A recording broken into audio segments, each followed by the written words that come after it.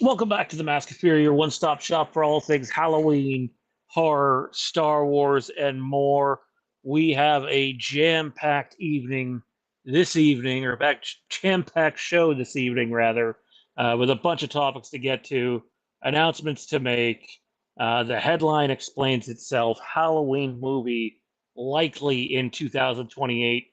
We're going to talk about a conversation we've had in the last week with sources that we've used at the channel for years now.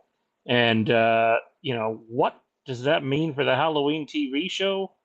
We're not exactly sure, but I know the guy right under me, Randy's had a pretty strong opinion that we won't get both before that time. So, question is, what happens next?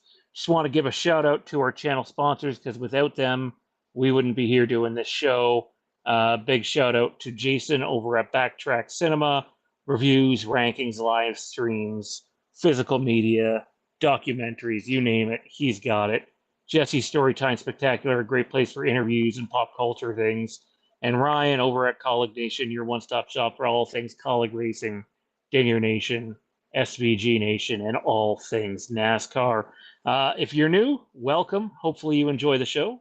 If you're not new, then we still hope you enjoy the show. Obviously, we have a lot to get to tonight. It's a loaded show. First up, I just want to talk about what to expect coming up on the channel here, and some changes that are going to happen. But first off, big thank you to our patrons who support the channel and get all sorts of bonus content. Again, it'd be hard to do what we do without their support. So thank you for that. You can sign up today over on patreon.com/the Mask of Fear. You got our 5 tiers there. That second tier is likely going to get renamed. We're not exactly sure yet, though. The Squared Circle Rebellion is the intro tier at $4, where you can get all of our Star Wars and wrestling talk, which we've had a decent bit of. Honestly, there's just as much of that as there is Halloween material over on the Patreon, pardon me, right now. Beyond the Wall, The Curse of Thorn, which records this week. I believe it'll be our 4th episode of The Curse of Thorn. The Legacy of Halloween records next week, or you can do the VIP channel sponsor tier through Patreon. So feel free to check that out over there. All right, so let's get to this. Before I get to the main announcement here, let's introduce the co-host for this evening. First up, it's Randy. What's going on, man? Not a whole lot. Just basically hanging in there.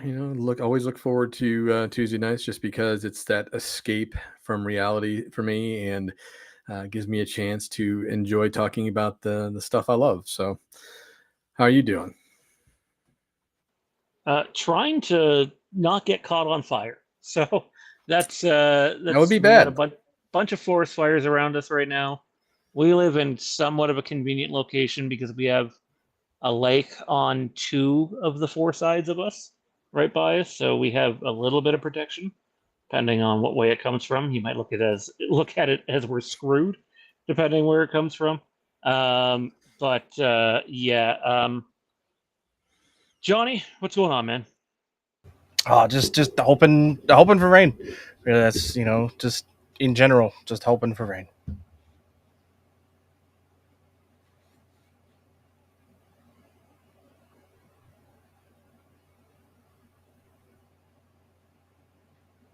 I asked if you guys could still hear me, but clearly that was a no.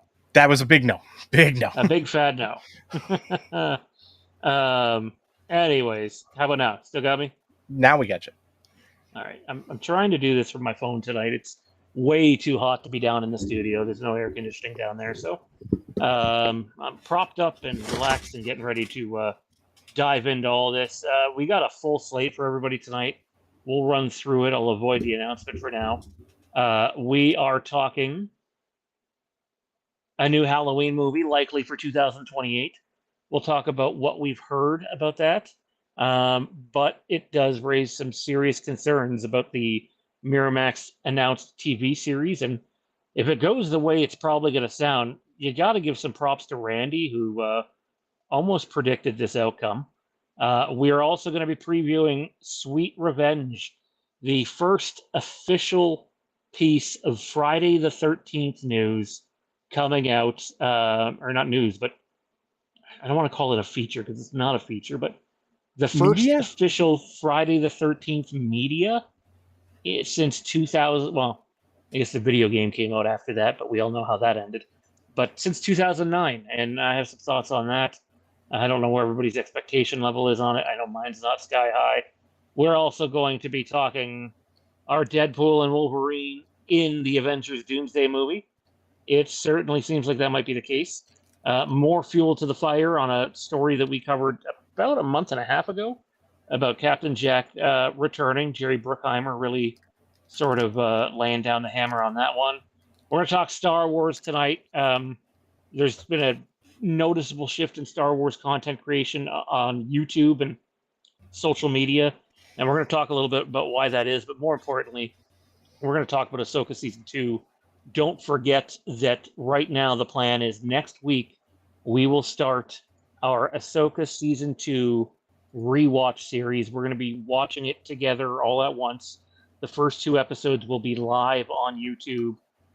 The following 5 are going to be exclusively to Patreon, and then the final one will be live on YouTube as well. Again, the Patreon link is on the screen right now if you haven't signed up. And then there's probably a little more wrestling talk than I originally thought we had tonight. It's going to go in a little bit in reverse order. We're going to talk about WWE and AEW counter programming. Does it actually work, or are people just full of themselves? WWE's predictability, which, let me tell you, if this was the lottery, I'd be a very rich man over the last few months. And we're actually going to end with what's going on with Karrion Kross, simply because Randy and I are going to dive into the documentary that came out, I think it was 48 hours ago now. Maybe it was 24 hours ago. I'm losing track of my days here. But Johnny hasn't seen that one, so he will not be a part of that one. But yeah, we got a fully loaded show. If you want to support the channel on another level, you can always send in a super chat to direct the chat in any which way you want. But fellas, let's start off with this. We are going to be going through some massive changes here at the channel. And actually, let me preview one other thing. Just because I don't have solid details and I'm just reaching out to people now, but that little fan film that we filmed quite a bit of, don't sleep on that just yet. So if you're someone that was waiting on Haddonfield to vanish years ago, stay tuned over the course of the next several weeks and months for information. We're in the early stages of doing something, but we have a pretty cool idea that we want to bring to everybody, and something that we know that we can deliver on without there being any issues, and we're looking forward to doing that. So stay tuned for that. Let's get to this, though. This channel, formerly known as Fandom Empire primarily, I think at one point it was Rebel Fandom, if I'm not mistaken, before Fandom Empire for a very brief time when Johnny and I believe Kieran was a part of that back then, Mondo, our buddy Reno Sims. There was an old group of us that started this thing prior to going into Halloween 2018. Fandom Cantina was another one. But for the most part, this channel, for half a decade, was known as Fandom Empire. Now, the YouTube game has changed drastically over the last several years, whether you are just someone who views content creation or someone who does content creation. The algorithm is ever changing, and if you ever went dormant for any sort of time in the last year, you're probably having a really hard time getting your channel back. One of the things that we've tested over the last week is I also run a NASCAR channel with Ryan, who you would know from any of our Game of Thrones material that we've done on this channel or the Legacy of Westeros. Is we sent out a notification on the weekend to a few people from this channel and from our NASCAR channel. And almost nobody got the notification from this channel, and everybody got the notification from our NASCAR channel, which is far more active than this channel.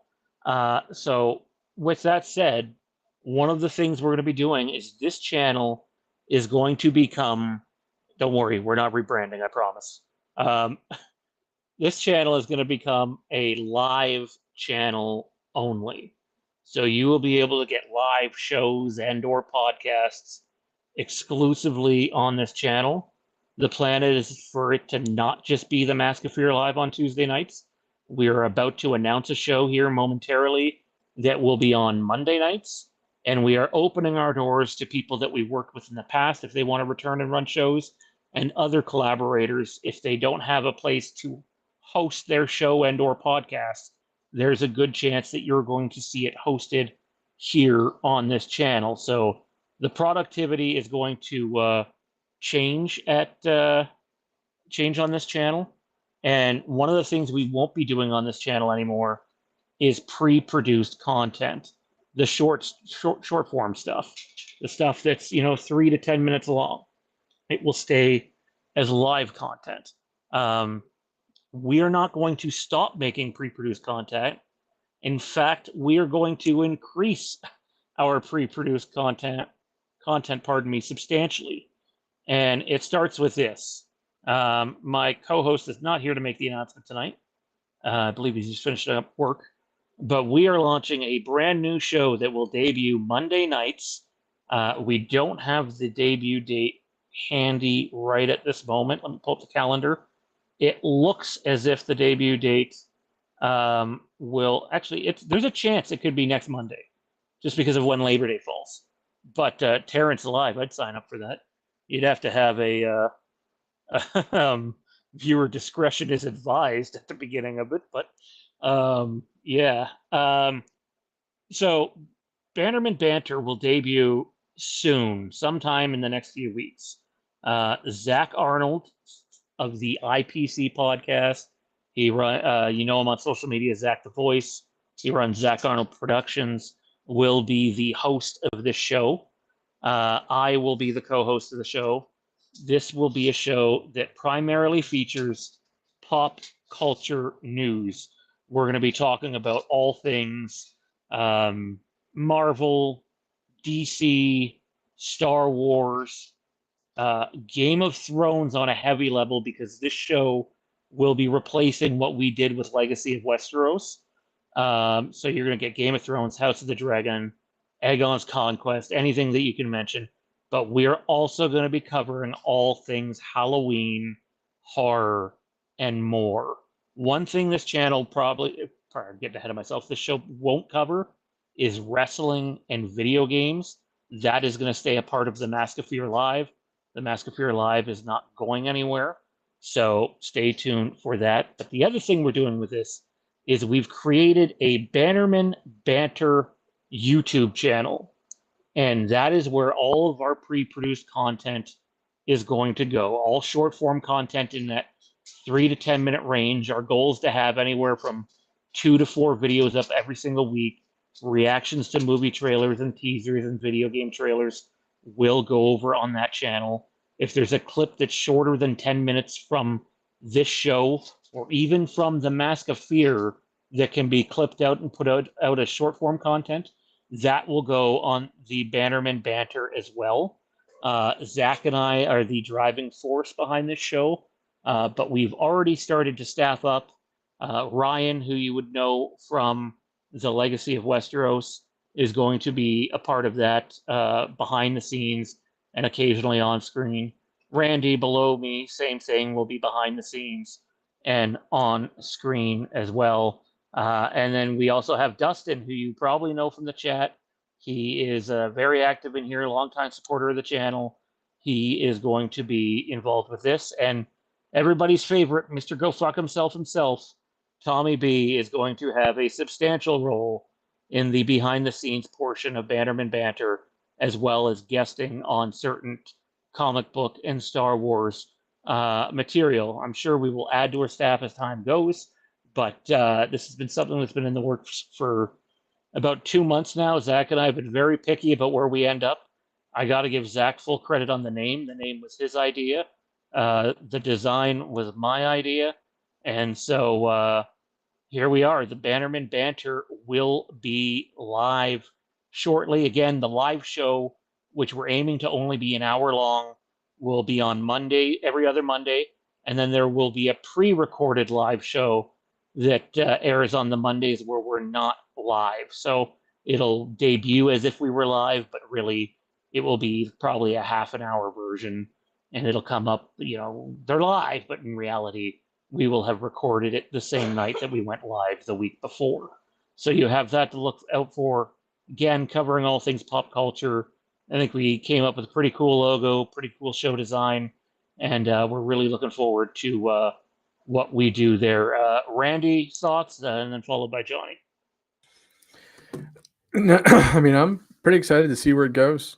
Definitely will be nice to start doing some more pre-recorded stuff, because I know that's something that we've been talking about, but we haven't had the chance to do.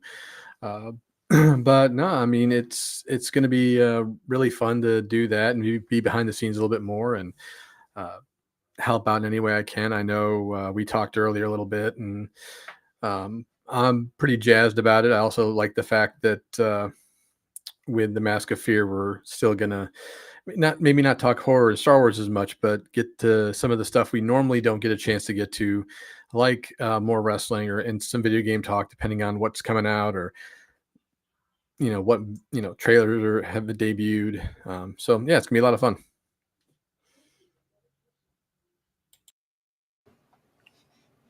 Johnny? It's like you said, you're a slave to the YouTube algorithm, on this platform, and you have to overcome and adapt it. And this is one of the many ways that can be accomplished. And it's I don't want to say that the more things change, the more they stay the same, but in a certain way, it is kind of that. It's the same but different. It's not something that from the production side, like from the front end, doesn't really change all that much. You just add a second channel to where you find the videos and the platform and things like that. So it's it's a good change. It helps with like you said, the YouTube algorithm. It's hard for channels who've been on the platform a long time who haven't hit that massive growth spike. Like if you haven't hit something that goes sort of viral and you hit the the play button levels or the the 6-digit plus subscriber numbers and videos and hits and stuff like that, it's hard to advance forward with a channel, with a platform. So you have to, like I said, you have to adapt and overcome. And this is a way to do that, with something fresh and exciting. That's at the end of the day, that's what it is. It's fresh and it's exciting.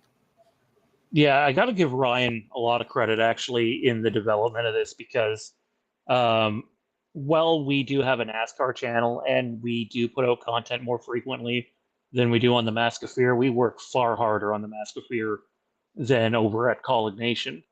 And when it became, we were just watching the numbers and like the engagement and the reach on the other channel with staying into certain algorithm metrics, like you're talking 5 times more traffic. And it was just like, you know what, let's bite the bullet. We'll keep the live shows on here.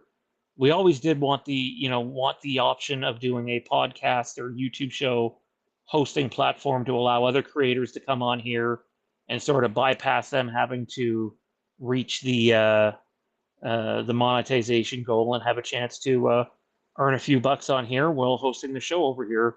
We like the way that opens up. And to correct one thing Randy said, there will not be less horror on the Mask of Fear, but there is bound to be less Star Wars and less comic book movie related stuff in order to clear up some room to talk more video games on the Mask of Fear. Those other two topics will still stay on the Mask of Fear, but they're going to be far more focused on Bannerman Banter. We have a link to Bannerman Banter listed on the screen right now. It is in the chat actively at the moment on the comment section. If each and every one of you, there's about 30 people watching right now, can head on over there and click subscribe. There's no content up there. There should be content later this week. It would be appreciated. Give us a nice little boost to begin with. So head on over to the Bannerman Banter and subscribe. And also, I have to add, this is a big thing, right? When you're taking on more work to an extent, and I got to be honest, we were leaning towards already doing a Mask of Fear live channel and a Mask of Fear channel, and this kind of just sort of replaced that idea. So it's not like this was on a whim. This is something that a combination of Randy, Johnny, and I were talking about, and also a combination that Zach and I were talking about. And it just started to make a lot more sense to have the two ideas become one. But you can't do this without some level of financial support. And I'm not at liberty to say who yet because they don't want me to say who at the moment. But it will be revealed in time. We have a significant sponsor contribution to the Bannerman Banter to allow us to go over there and make content, and it's appreciated because that channel won't be monetized other than what the live show is able to earn. So thank you to that individual who asks to be anonymous for about another week or two. Without further ado, though, we like giving out surprises. We have a topic coming up, and these two fellas had no idea that there was someone else, at least there was going to be someone else joining us. One moment here while I figure out what's going on.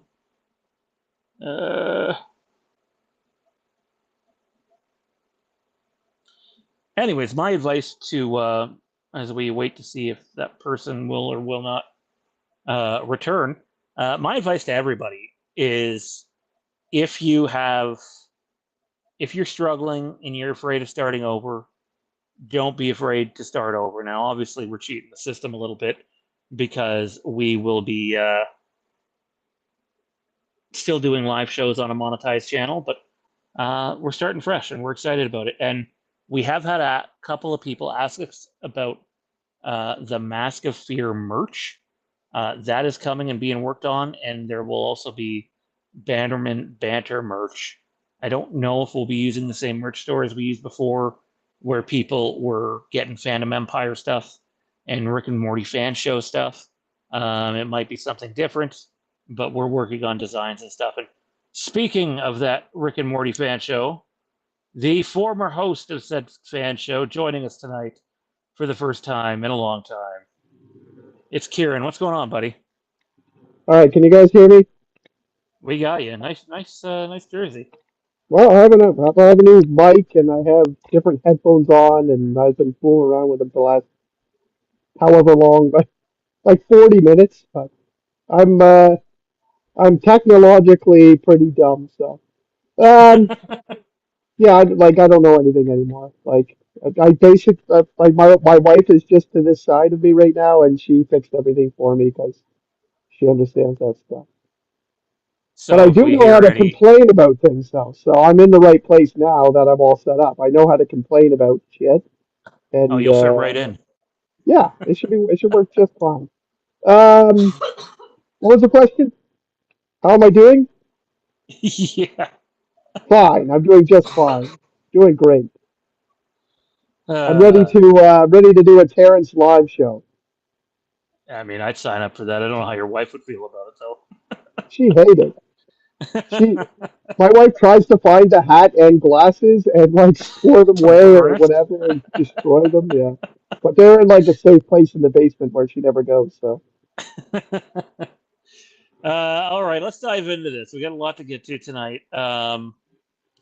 So I had a conversation in the last week with who shall not be named, and this shouldn't come as a big shock. In today's day and age, you get to an anniversary of a franchise, and there's almost always a re-release or new material that comes out.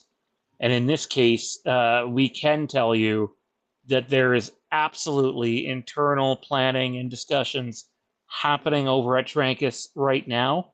That's as close to firsthand information as you're going to get. And there are plans. Not, I'm sure they will re-release the original Halloween movie that year too, being it's the 50th anniversary. But that's not what we're talking about. They are gearing up for the release of a new cinematic feature that was told to me at least would reboot the franchise. Not a remake, not here's Laurie Strode for the fifth fucking time, but a new Halloween movie featuring Michael Myers and an all new story. The I, question I, but becomes, yeah, go ahead. but don't you want to see Michael invade an old folks' home to attack Laurie Strode, and then somehow the 80-year-old woman overpowers him? And runs him through a meat grinder again. Yeah, yeah. Yeah, I mean, she beat him up at 60 something, however old she is, 60 something. Like, don't you want to see like 70-year-old something Laurie Strode beat the shit I out of him mean, in the kitchen? I'll be fine if I never see Jamie Lee Curtis again in a Halloween movie. So, That's where I was um, going. That's my opinion now. it's time, and not just her, others too. It's time for a fresh start. I mean, Crystal Lake's coming out, Leprechaun's getting a fresh start, Nightmare on Elm Street's slowly leading into one. Um, there's a bunch of new Alien Earth comes out tonight, I believe. Um, and I know you've been on a big Alien kick, right? Yeah, I just recently watched all of them except I still haven't watched Romulus for whatever reason. I got to that point and then I've just been watching. I've been rewatching the MCU right now too, so I don't know. But plan is to watch Romulus and then start Alien Earth, which is on my PVR right now. So I heard Romulus is fan fucking tastic, and I still haven't seen Covenant, believe it or not, and I heard that one was really good too. So definitely got to catch up with those. The question is though, if they're gearing up for a Halloween movie in 2028, and as we've recapped over the last several months on the channel, Miramax, who had purchased the Halloween rights for a TV series and were progressing pretty quickly towards something, went through a change in their head. Mark Helwig is out there now. I forget the name of the lady who took over, but usually when that happens at the TV studio, things get put on hold. That appears to be what happened with the TV series. It's now what, August 2025? I personally don't see a world in where you can get a season of that TV series out and still have a movie ready for 2028. Randy, I know you've been against that idea for a while. Hearing this rumor, shall you say, about Drankus gearing up for a 50th anniversary movie, is this the nail in the coffin for the TV series? I mean, first of all, here's my shock face because I mean, obviously, I've been talking about just this pretty much for a while now. I'm not really thinking it's going to be the nail in the coffin. I think it's just going to be in developmental hell for a little bit because with the 50th coming up, you want to make sure you have something for the fans. And at this point, the best thing you probably could do is put a new movie together. All I'm going to say is don't let the people who did the new Jason mask near the Michael Myers mask. Do not do it. But beyond that, no, I think we're still going to get the TV series at some point. I just think right now is you can't focus on it. You have to be ready to put stuff out for the 50th. You don't have a ton of time, essentially. So they just really need to get on it and make sure that whatever they do and how they do it is not just only a love letter to the fans, but, you know, since they're doing a reboot of the series, essentially, that it's something really good, something that actually will get people excited again for Halloween, even though it's not like it takes a whole lot for that to happen. But considering how everything ended, we definitely need something that's going to kind of give it, put that initial excitement back into just seeing a new movie again. Johnny, is this it? Is this the curtain call on the TV series? I don't think so. Right at this exact moment, I don't think so.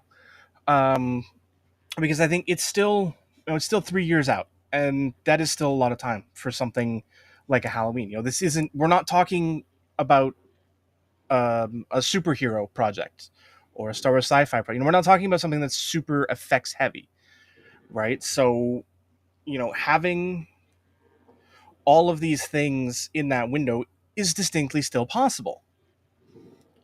I think the question becomes not whether you can, but whether or not you should. And I think that's an entirely different question. I think you need to focus on one. You need to pick, and you need to choose, and you need to focus on one, because if you, in this sort of window you have, it's literally right that it's any less, and you can't do both at all possibly. Like there's zero chance of that. And you're getting right close to that window where if you don't, you know, gas pedal to the ground, pedal to the metal, full gear all the way right now, you don't have the time, and you need to pick and choose which one you want. And I think as far as that goes, the money is in film. That's where the money is for a project like this. You know, it's a TV series is great if you can pull it off to increase the audience size. You know, you're more likely to catch someone who's on a streaming service who sees it and goes, let me give this a shot, and, you know, becomes a fan of that. Whereas films, you're going to make your money back, because Halloween is a franchise that doesn't require a super intense budget. I mean, we saw that with 2018, you know, and like it's something you can produce on a, I don't want to say shoestring, but a much more manageable budget for a film, and get out something quality, which I think helps you more. You know, you are stuck in the shadow of the trilogy we just finished, you know, no matter what you do. And I think there's more room for success in a film than in a TV series, because I think that no matter what it is, as crazy as it sounds, I think no matter what it is, the fan base is big enough and passionate enough that they're going to make that money back on a film without a doubt. You know, because like I said, this is a smaller budget. TV series, there's a lot more room for error. You know, if you come out 1 or 2 episodes of a 8 or 9, you know, or more episode series, and the fans just aren't there after episode 2, that's pure sunk cost. You know, it's money you're not getting back. There's no chance of that. But the film is something you can succeed, you know, financially and critically if you pull off the good story. And yeah, we absolutely need new blood. There's no doubt about it. We need a fresh take. What that take is, I don't know, but we need a fresh take. It can't be Laurie. It can't be, you know, not in a focusing, starring way. Like, not if it's in the present day, especially. If you're in the past, if this is a prequel series, then I could see Laurie being involved as someone else, because it is a character that's important to the mythos of the franchise. The same with Dr. Loomis. You know, he's important if the series takes place in the past.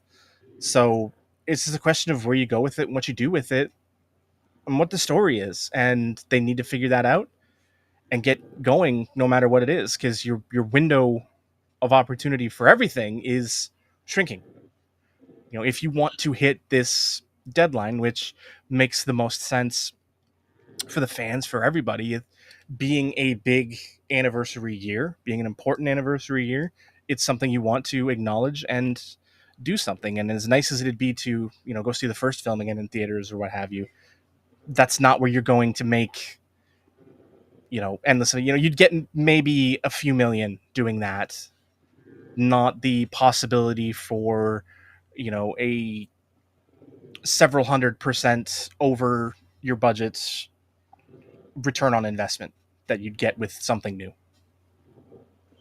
So I like John H's comment here, who says, if it's a reboot, do you think it's set in 1978, present day, or some other era? I firmly, and Matt Whitfield in the comment section also says he hopes it's a reboot that starts in 1963. Halloween loves to piggyback off of trends. They just do. They have a history of doing that. Think of Halloween H2O following up Scream. Think of Rob Zombie's Halloween movies following Resurrection, up focusing on sort of the reality found TV footage. area. Yep. Rob Zombie's movies following up the Michael Bay Texas Chainsaw Massacre movie. And then you have the David Gordon Green's sort of redo. I've lost what that followed up. It was a couple of years prior, though. And then you look at what's going on right now. Crystal Lake, period piece. Welcome to Derry, period piece. So I would not be shocked at all if whatever they do next on the small screen or the big screen is something that is not set in current time That being said, it's more expensive to do those things now. The further you get away from that time, the more money it costs to make it look like that previous time again. You can still, it's still not the budget of, what Star Wars is doing over the next few years and Marvel and DC, but you also got to be careful to not spend too much money because even with Halloween, there's a little bit of franchise fatigue and you might not make it back. I know what you did last summer, which is a fantastic film. And I'm not talking the original. I'm talking about the one that just came out. They make some very ballsy choices in that movie, and it's gonna break about even. That's it. Now, in today's day and age, breaking even's probably gonna get you a sequel, but I'm sure they wanted more than that. Kieran, I'm gonna pose a little bit of a different question for you, man. Do you want a movie, 3 years from now, or do you want the first ever TV series, and why? Well, I think movie is the way to go because of what Johnny said. I think it is. Yeah, it's easiest. Like, see how it goes, make the movie. Hopefully make money. It does have obviously still a good following. I think it's easier to achieve rather than so many series that like there are so many series that come out that I'm like, man, that looks good, and I never watch. It's like just so easy to be like, I don't want to watch 10 hours of something. I have plenty of other things I need to do, as opposed to being like, oh, the new Superman movie's out. I'll just go see it. Uh, I'm way more far behind on TV. However, I do think that horror on TV is amazing. I think that the way that they could pull it off in a TV show would be a better choice for me, the viewer, like just me singularly. I think for everybody, maybe movie is the way to go. For me, I would rather see a TV show. I was actually really happy to find out that they were working on a TV show or that they were at least in the concept of a TV show. Um, and I don't know. I would rather it be a TV show. I think for horror, there's so much more suspense that you can build up over a long period of time that you can do a TV show. Um, and yeah, I don't know. I was excited to hear that. And when I hear a movie is going to come out, I'm gonna be like, cool, I'll go see it. But I don't think I'm going to be as excited. I'm hoping this TV show comes up. I got my fingers crossed. Yeah, I mean, all signs were pointing towards go until Miramax had their changeover, and when TV studios, even movie studios, but specifically the TV studios, they lose the captain of the ship. 90% of projects get put on hold. It's not necessarily canceled, but they just try to figure out what they're going to go forward with and what they're not. What might entice them to still go forward with the TV show, though, is Miramax co-owns movie rights as well. So it's beneficial for them to not drop the ball on the TV series. But we'll see what happens. Dustin in the chat said, I don't know if they do this, but I'd absolutely love a sequel to Halloween 4 and just have H1, H2, H4 timeline and do another offshoot. Bring back Jamie, even if recast. I know there's a lot of feelings on that. I think you'd bring back Danielle Harris as long as everybody is getting along. And to my understanding, one of the viewers on here sent me a link to Dave McRae's channel recently, and I guess he did his own detailed Halloween 4 sequel concept. I would not rule out a continuation of Halloween 4. It's my favorite Halloween movie, but just, think about it this way.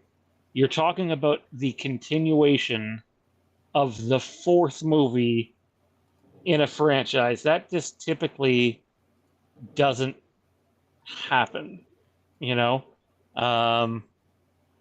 as much as I would love it, because what Dustin brings up in the chat, H1, H2, H4, it's not really a trilogy, but in my headcanon, it's absolutely a trilogy.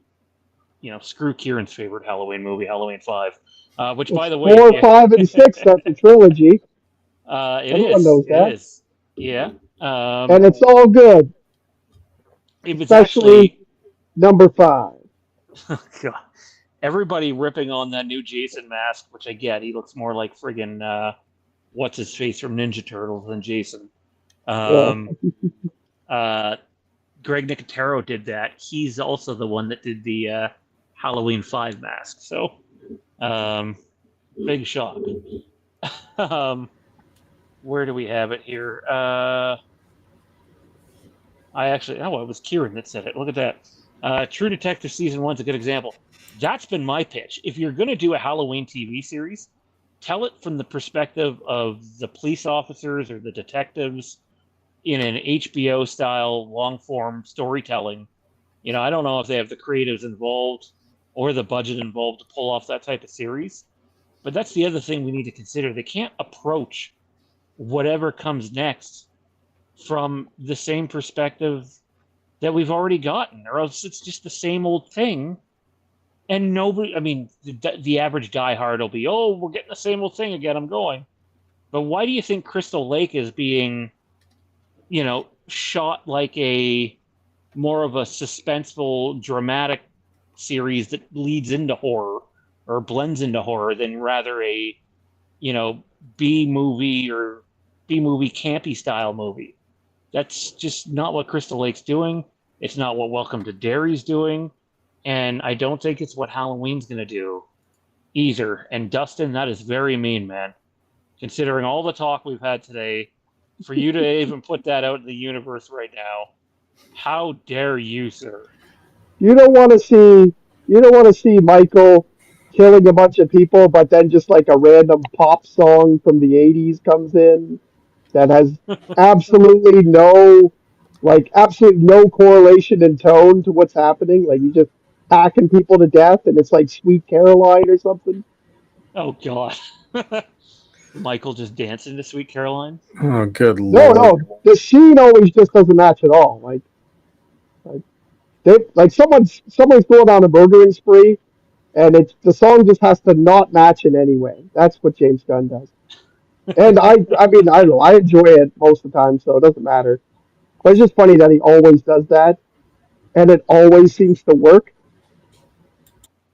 Uh, Let me tell you, I seen half of Superman in theaters with you, and the other half on a small laptop screen, and I fucking hated that movie. So I I loved it. I thought it was great. I do not want to see James Gunn touch Halloween. That being said, James Gunn is actually a decent horror director. He has experience in the genre. It's just when he goes and does a comic book movie, it's got to be the same thing over and over and over again. So, maybe it could still be on James Gunn doing it. But the second I hear one of those 80s, crappy music themes come up, I'm out. Definitely out. I want to get to a couple of comments before we move on here. Jade says that's why we need a total redo of Halloween, where it's just a clean slate. So the current 5 are those 5, and then this one just sets up a new timeline. I don't know what she means by the current 5. Oh, okay. Yeah, I do think they need a clean slate. I think you need to start fresh, and I think you need to create new, interesting protagonists since they have Lucasfilm disease and they're afraid to recast Dr. Loomis, apparently. Which I don't get. Donald Pleasance would have wanted the role to be recast. He wouldn't have wanted it to die. Matt says, I love Halloween 5. First one I seen when I was 13 in theaters. I love H4 sequel, and I'd say bring back Laurie and Jamie. I still say them two characters need screen time together. I'll tell you what, that is the only scenario I would bring back Jamie Lee Curtis in is to unite her with Danielle Harris, although the two don't get along in real life. And then you'd have to go with the she faked her death stuff. And then there's the question of what kind of person does that make her? Because, Jamie went through hell. So, Dustin says, man, having someone like Krieger directing this, Weapons is fantastic, and think he could bring something special to this, if a new story altogether.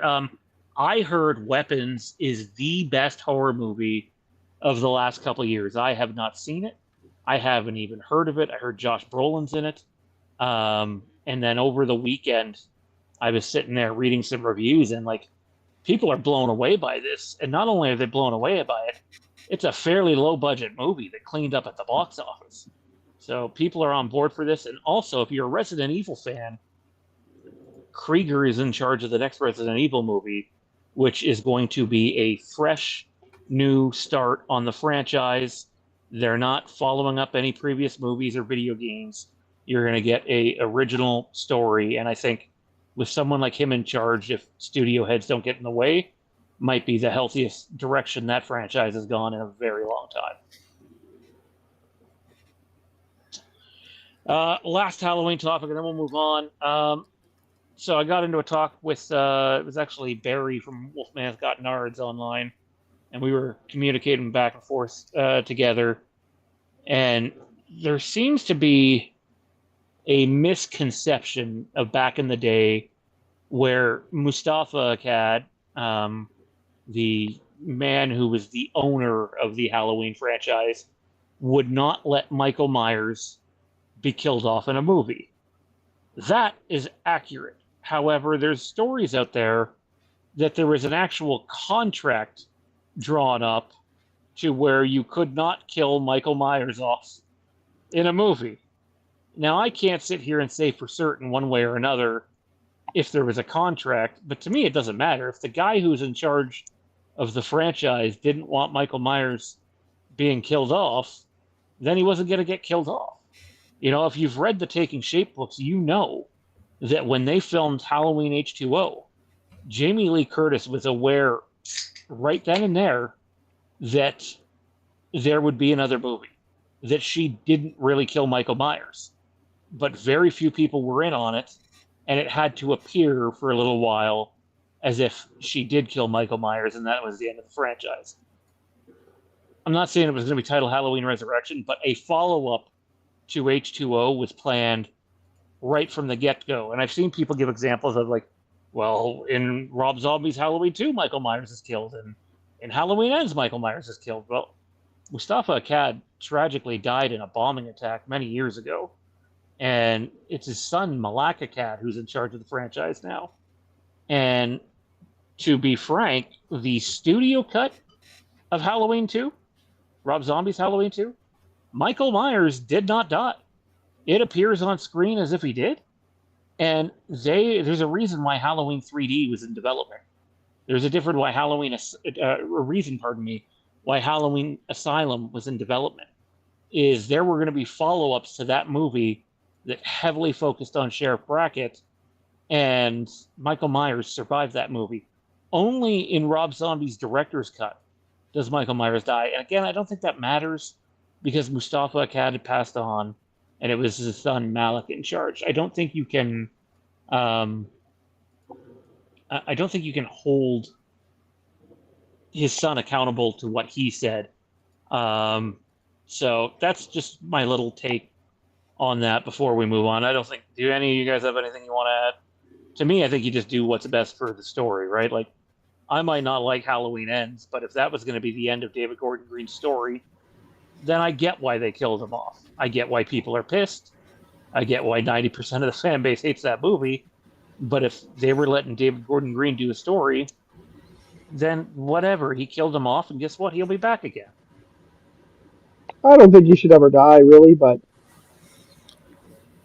I mean, you can kill the body, but I think that Michael Myers is like a force of nature. He is he's like the incarnation of evil, so I don't think he ever really can die. But that means you can kill Michael Myers, the body, and always explain away how he comes back. You can like whatever. It's one of those awkward. It's all about the story you tell, in sort of how supernaturally you lean. Like when you look at the middle trilogy 4, 5, 6, you got pretty heavy into that.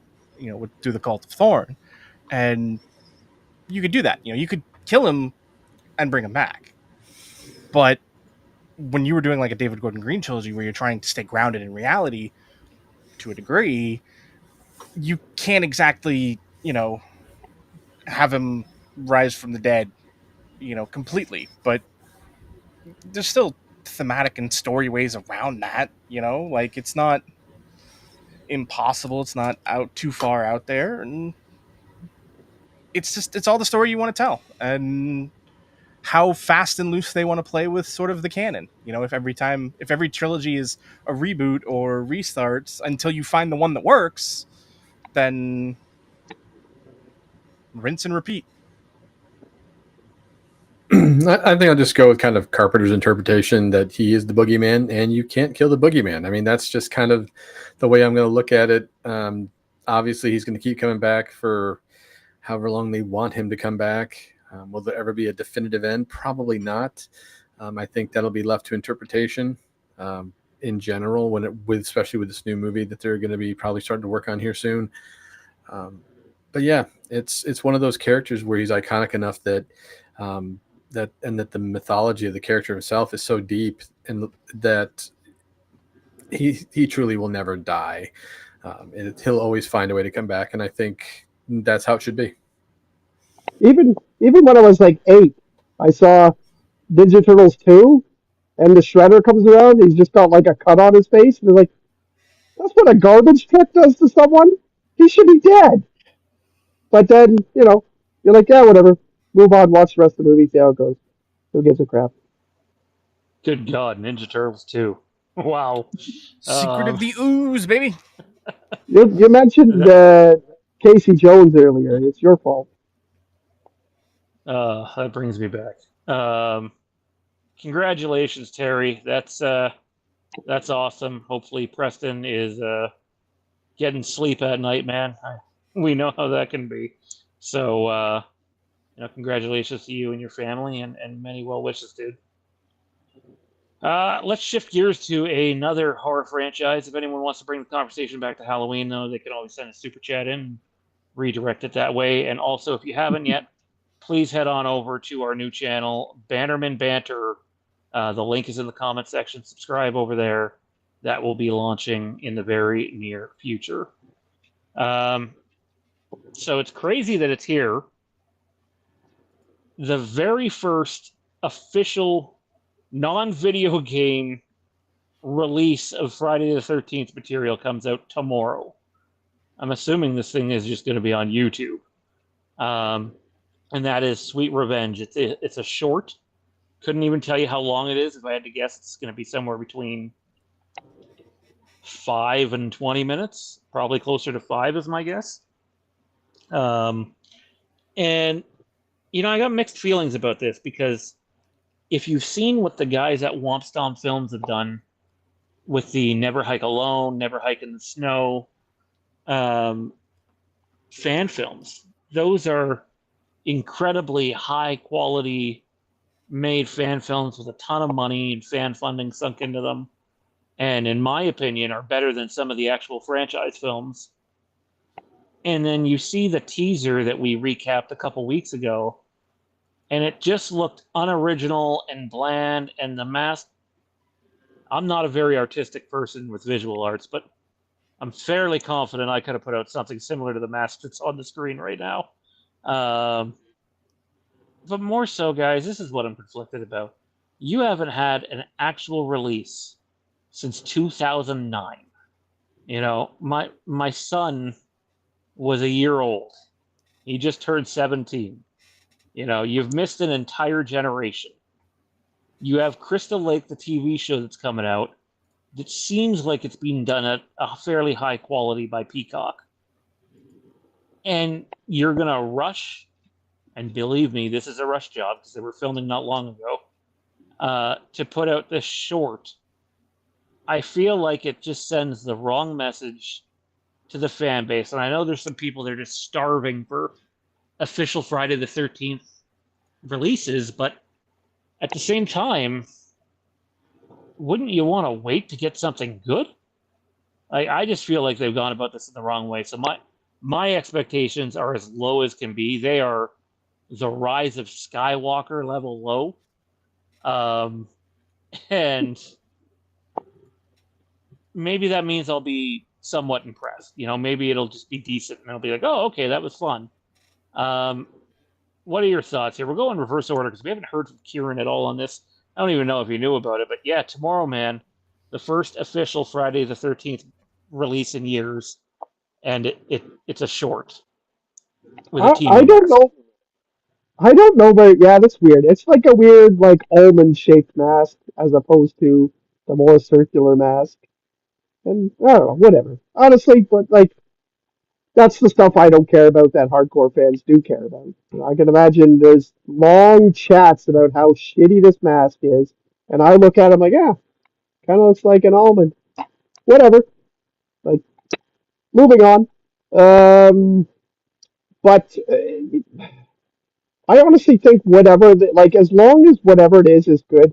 Like, when's the year the last time that something good Friday the 13th was released? I don't think the cell phone was invented yet. So Oh, I loved 2009. I thought it was I know great. you do, but it's got one of your actors from Supernatural in it or something like that, or whatever. Like one of those things Guilty. that you probably, yeah. I know why you like the movie. I know that you just like friggin' your charming supernatural actors. Anyways, going on. I don't want to go on that. Um, yeah. So honestly, if it's anything decent, and Friday the 13th altogether is not like a quality property in my estimation. I get a lot of hate for that, but like you know, like there's very few even good Friday the 13th movies altogether. It's all about the character. So honestly, if he's menacing and if he kills people and it looks cool, like it's a very low bar. I think for people to be excited and happy with this, it's pretty low bar. Like honestly, if he like he's the one who mostly revolves in the cool way that he kills people. Like like it was always about how can he kill someone in a cooler way and whatever and blah blah blah. Like it's a pretty low bar. I think if they just make him like fucking do a cartwheel and then throw a machete up and cut a chandelier and it falls down and stabs someone in the eye, they'll be like, "Oh wow, this is the greatest thing I've ever seen." Like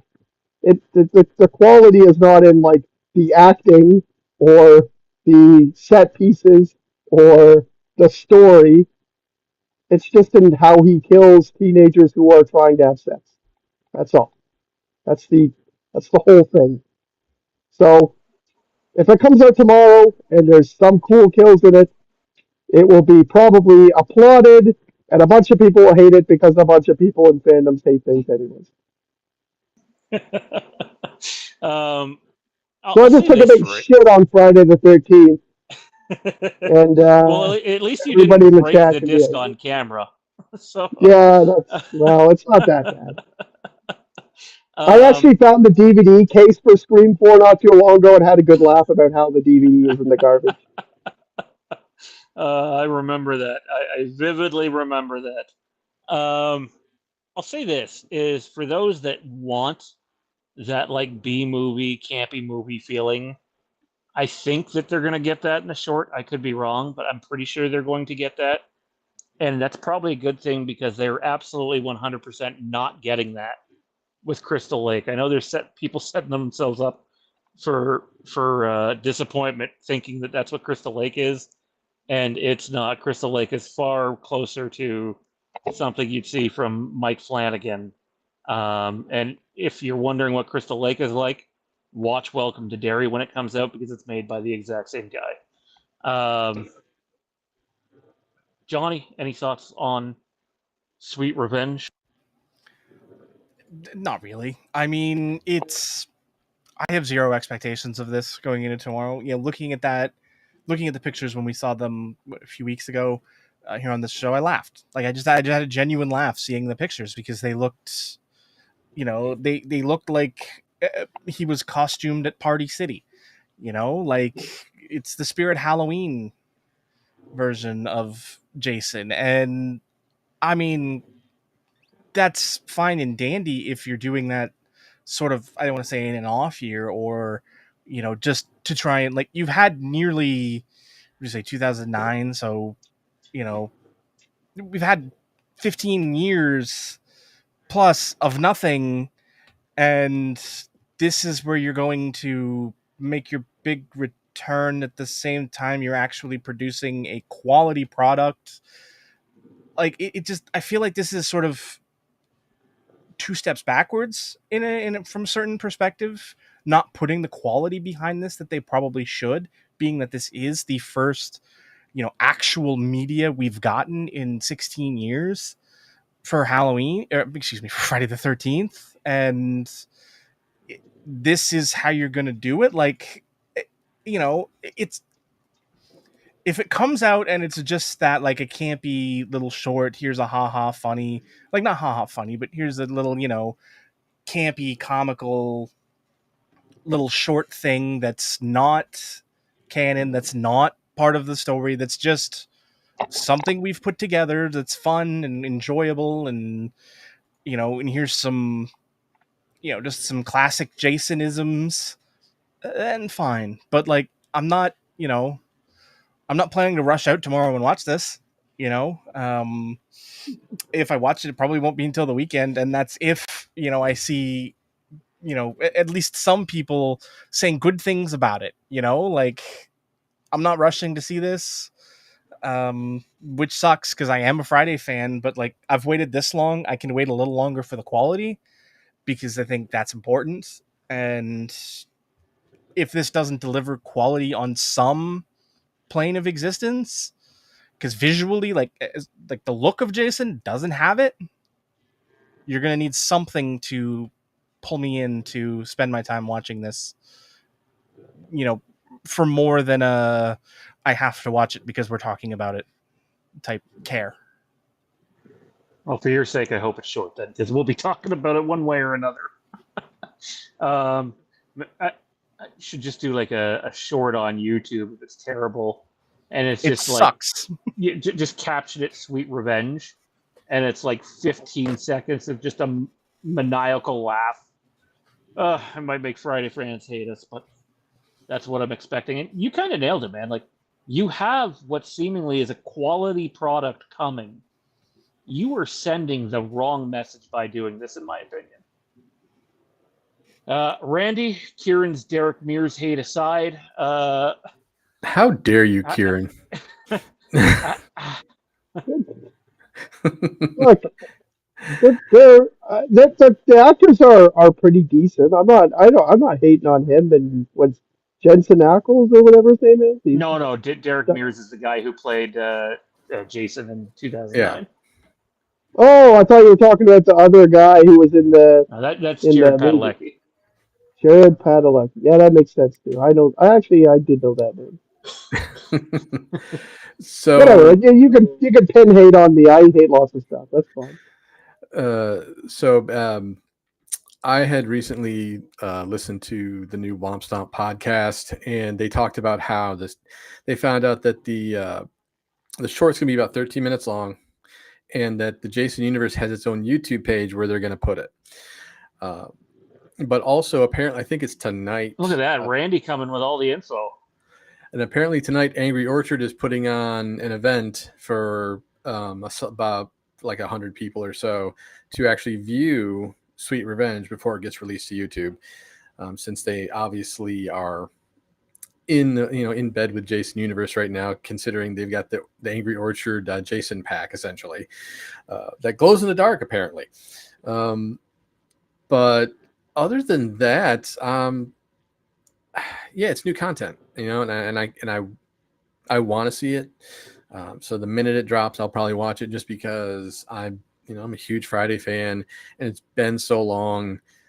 Obviously, it's a tall order to top what Derek Mears did as Jason. It's a tall order to top really any of them, whether it's C.J. Graham or Ted White or Kane Hodder. I mean, even Ken Kernzinger. It's hard to top like what some of these guys are doing, and so my expectation isn't high, just because it's hard for me to picture someone this small, even though apparently it is a stuntman who's portraying him. I think Bloody Disgusting is like Skylar White is the name of the stuntman who's portraying Jason in this. And that's cool and all, but there's certain expectations of what you want out of Jason, and he just doesn't look big and menacing. Now, granted, it's only like from a few separate shots we've seen so far that they've allowed us to see. So maybe in the short, we'll be a little bit more surprised. But that's why my expectations are low, because I just have this preconceived notion of how Jason should look, how he should act, how it should feel when he's on the screen, that presence. And, so far, the little teaser they've given us, it's just not there. So, like everybody else, I want. Yeah, they made that like joke. a brick. Yeah, Dustin, they made that joke too in the article. But yeah, it's going to be interesting. I just hope that we're going to get a little more idea of their vision going forward, and that our expectations are kind of that they actually exceed them just enough to be like, okay, maybe they've got something here, and I guess we'll just have to wait and see. Imagine being a man named Skylar White. Yeah, Like it one of confused the me most, too. she's one of the most hated characters in all of, like, if you look up like hated TV characters, she's always in the top 10.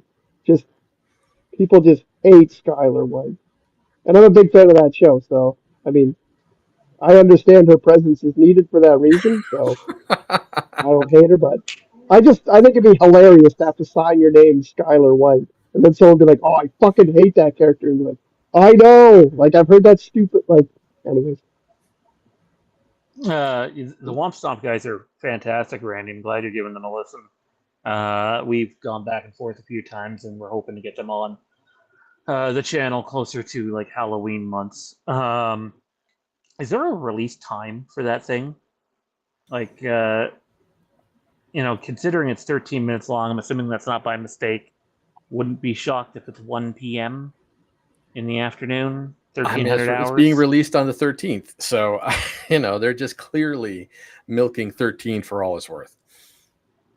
Well, I got it tattooed on my arm for a reason. Anyways, that is going to do it for our horror discussion for this evening. Don't forget to like, comment, subscribe, turn notifications to all to keep up with all of our content here. If you want to bring the conversation back to horror, send in a super chat. And don't forget to check out our bonus content over at patreon.com/The Mask of Fear.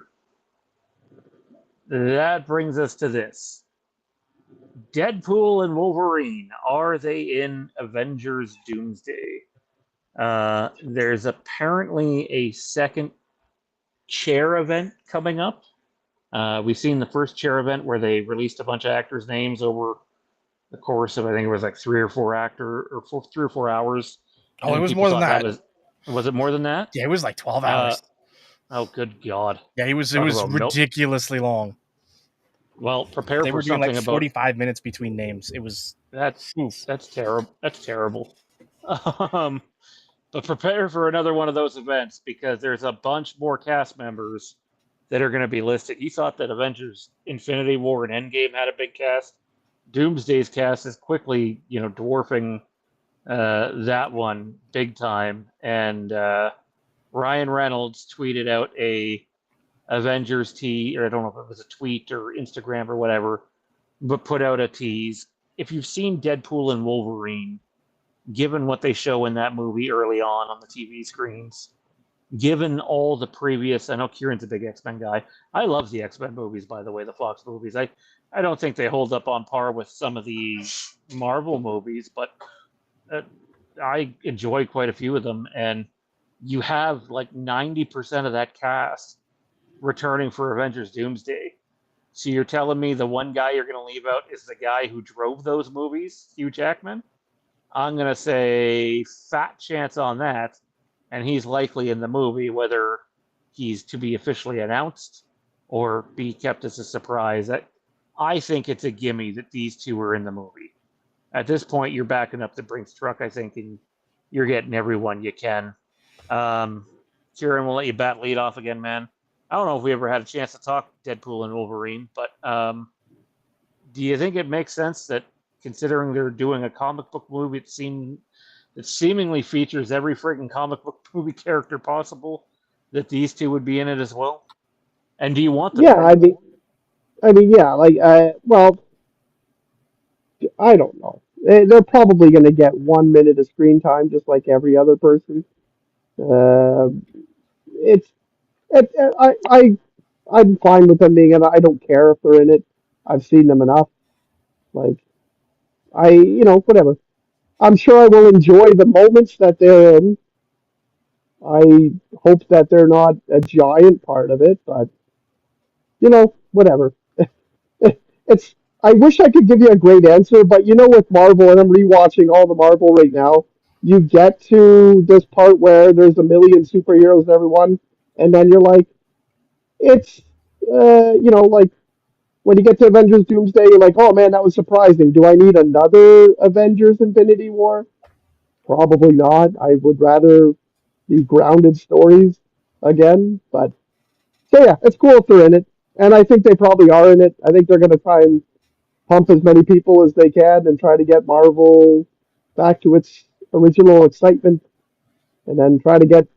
I do know that they are going to recast the X Men and actually have their own X Men, and they have an idea for that. It's been reported quite a few times. So, last hurrah again of the Fox X Men, which I think are great movies and kind of a stepping stone to where we are now. Um, so yeah, why not? Go ahead. But I think they probably are in the movie, and I think they'll probably be in the movie for 2 minutes or 1 minute for a good laugh at some point. Yeah, I think the new X-Men, if you will, that'll come after what's the next Avengers movie called? Is it Secret Wars? Yeah. Yeah, Is that what it's called? So I believe the new X-Men stuff will come out after that movie comes out, and Doomsday's slated for around Christmas next year, 2026, because it moved away from where the Mandalorian and Grogu were in May. And then the Secret Wars, I think, right now is still penciled in for May 2027. I don't know, Johnny, if you can check that up. But my guess is that would get backed up to December as well. I can't see them releasing Doomsday at Christmas of 2026 and then Secret Wars in May. Wouldn't make a whole lot of sense. But I don't know if it'll be 1 to 2 minutes, but I do agree with your assessment on look, you start to put so many fucking characters in these movies. There's just no screen time for it unless you do a 4 hour movie, which we all know they won't. There's just no screen time for anybody to have anything tangible other than the few characters that are going to be the primary focus of the movie. In this case, we know Thor and the Fantastic Four cast and some other people. Did you have that info, Johnny, or no? Yeah, they did push it back to December as well. Okay, so that makes a little more sense because the Ryan Gosling, Matt Smith, Mia Goth, Sean Levy Star Wars movies May, so they kept those movies separated by half a year as well. Makes sense. What do you think, Johnny? You think these two are in it? I think they're more likely Secret Wars than Doomsday. Um, I think that a lot of the things that we sort of saw teed up in, like you said, in the TV screens and the TVA, I think are more Secret Wars sort of things. Just based on sort of the look and feel and what was going on in them. I think that if and when we see Deadpool and Wolverine in this, I think Wolverine is more likely to be earlier than Deadpool. I could definitely see Deadpool showing up in like a, end of the film mid credit scene, you know, doing like a "you didn't invite me to the party" type scene. You know, I think could be fun to do that, or something like that. I don't know how well he'd fit in the story of Doomsday. Um, I think I think the most film you'll see Deadpool in is Secret Wars. Like I said, I think, like Kieran said, I think they'll be in this film, but Deadpool I think will be very short. I think he'll have sub 2 minutes. Maybe even just a stinger in the credits.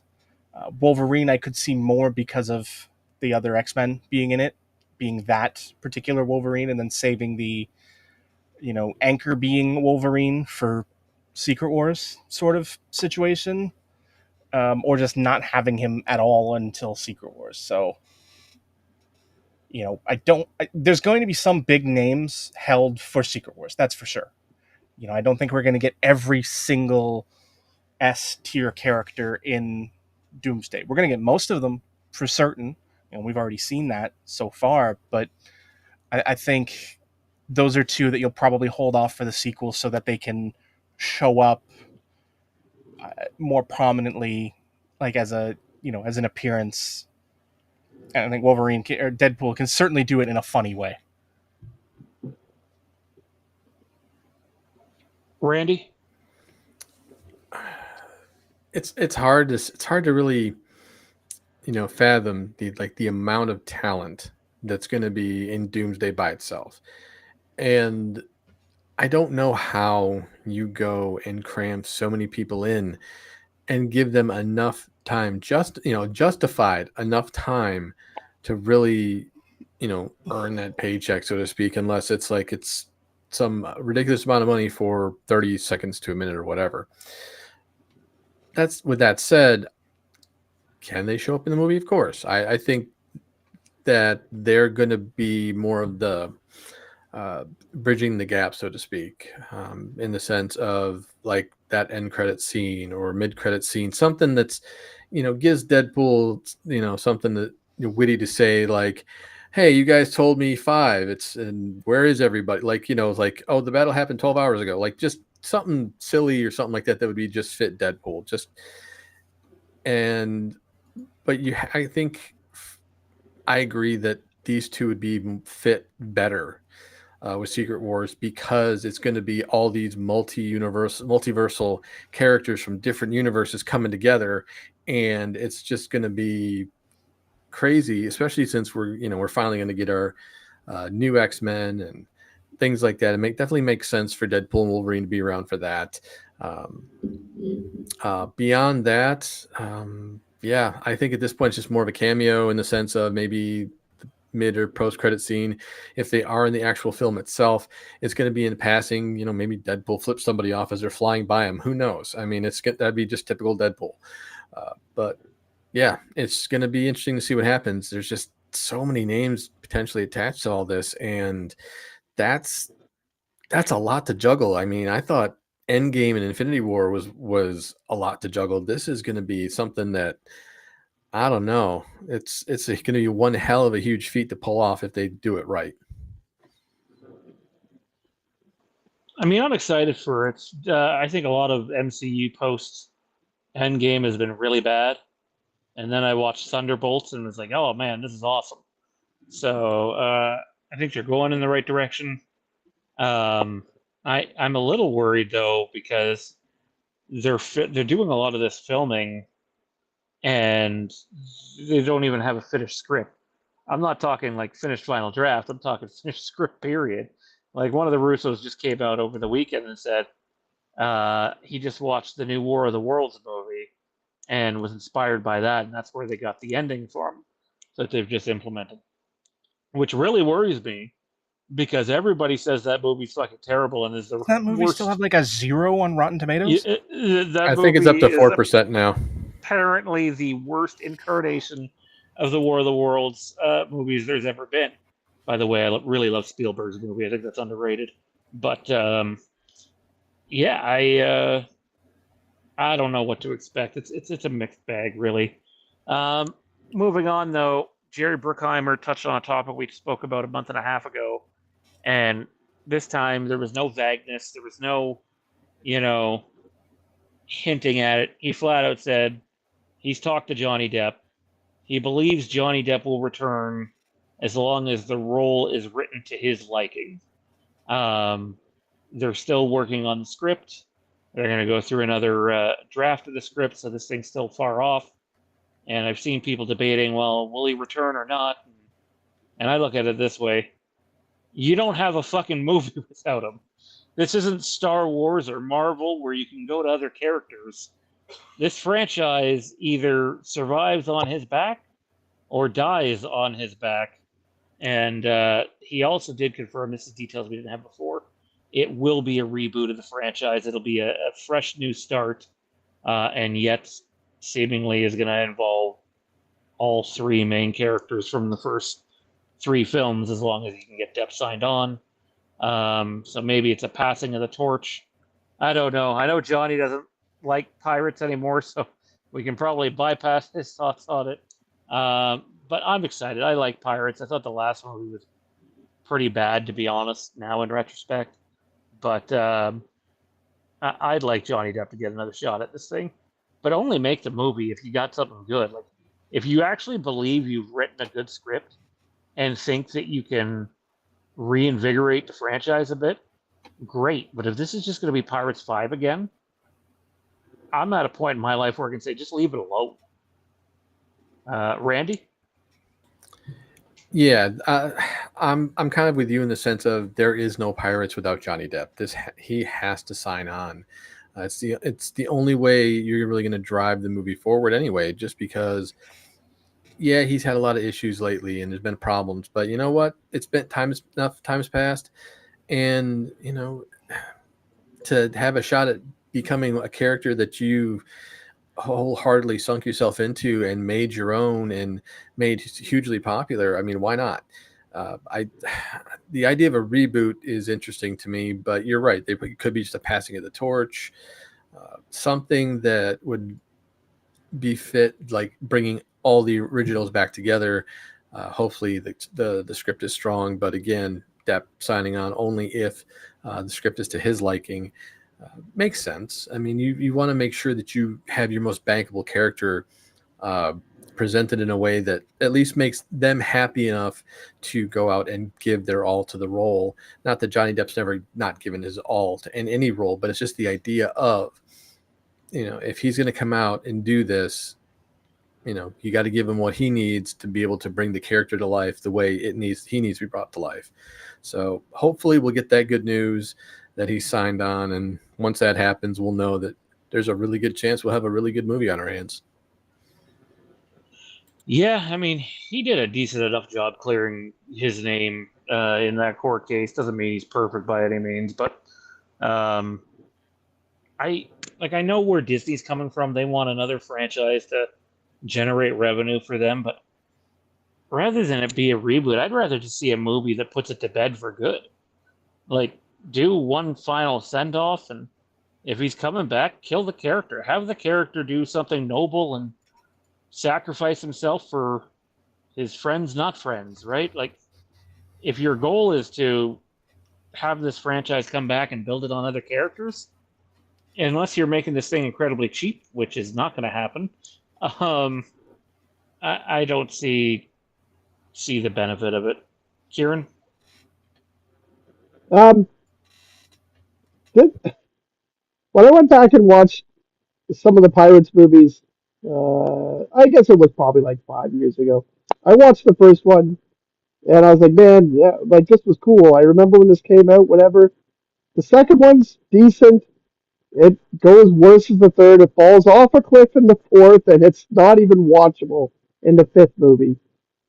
And it, like, I don't see any way that a new Pirates movie could be good. I see zero chances of it being interesting, good. Like, if they hand this off to another cast of characters, that's probably not going to go off over well. Um, it's something that you should just let stay. It's the same as Indiana Jones. It's like they tried, they tried. Why would I want them to try again? Like, Speaking of terrible fifth movies, yeah, it's the. I mean, I like the third movie, but I know there's some hate towards the third movie. The fourth movie's awful, and the fifth movie I haven't seen yet, but all I've heard is that it's awful. wait, there's So hate towards Indy 3? yeah, amongst like What the fans hell of is the wrong with people? It's franchise. the best one. I think it's good. I like it. I don't know, but anyways, it's the same. Like, leave it alone. I'll watch this first three over again. Like, I don't need to watch. I'm just pretend 4 and 5 don't exist. Now, that's how I feel about Pirates. I don't think it would be interesting, and fuck Johnny Depp. So that's I don't. I think the only reason that this would even be somewhat successful is people that like Johnny Depp will want to see it and be like, he's back. and I'm not one of those people either. So leave the damn pirates out of this. I'll just watch Yeah, it again in 5 years. I'll watch the first three again in 5 years, and that'll be good enough. I don't need a new one. I think the first movie, it's arguably maybe one of my top 5 favorite movies ever made. The second movie, I think, is an extremely underrated sequel. I think it's one of the better sequels ever made. I do not like the third movie. I know Dustin mentioned liking the third movie. I think you said you liked the third movie, same as Randy. I actually liked the fourth movie better than the third movie, and not by much, but it gave me some hope for the fifth movie, which was by all means a fucking disaster. So again, I understand wanting to end it on a better note, but man, if they're trying to reboot the whole thing, I think that's the wrong direction to take. It's one But of those things too. Like, as much as as much as I'm fuck Johnny Depp, I still enjoyed his work. Like when I first went to go see Pirates, I thought Captain Jack Sparrow was an amazing character, loved it. Like everybody I know, we were all quoting lines from him. We all thought it was great. Second movie, I was like, okay, this like I thought the second movie was pretty good. The third one, a lot of it too was just like, wait, like this character doesn't have a lot. Like this character doesn't like it doesn't it's not going to go on forever and make sense for this character to keep on going on. So I think and the other characters in the movie are not super well fleshed out either. I my favorite character is Captain Barbosa as well, but like he just is who he is. The characters don't progress in that movie. They don't change and evolve. They're just always still the same thing, and they're always screwing each other over, and they're always on pirate adventures. It doesn't really have legs for like 6, 7, 8 movies. Like it had legs for 2.5 movies. That's what it had.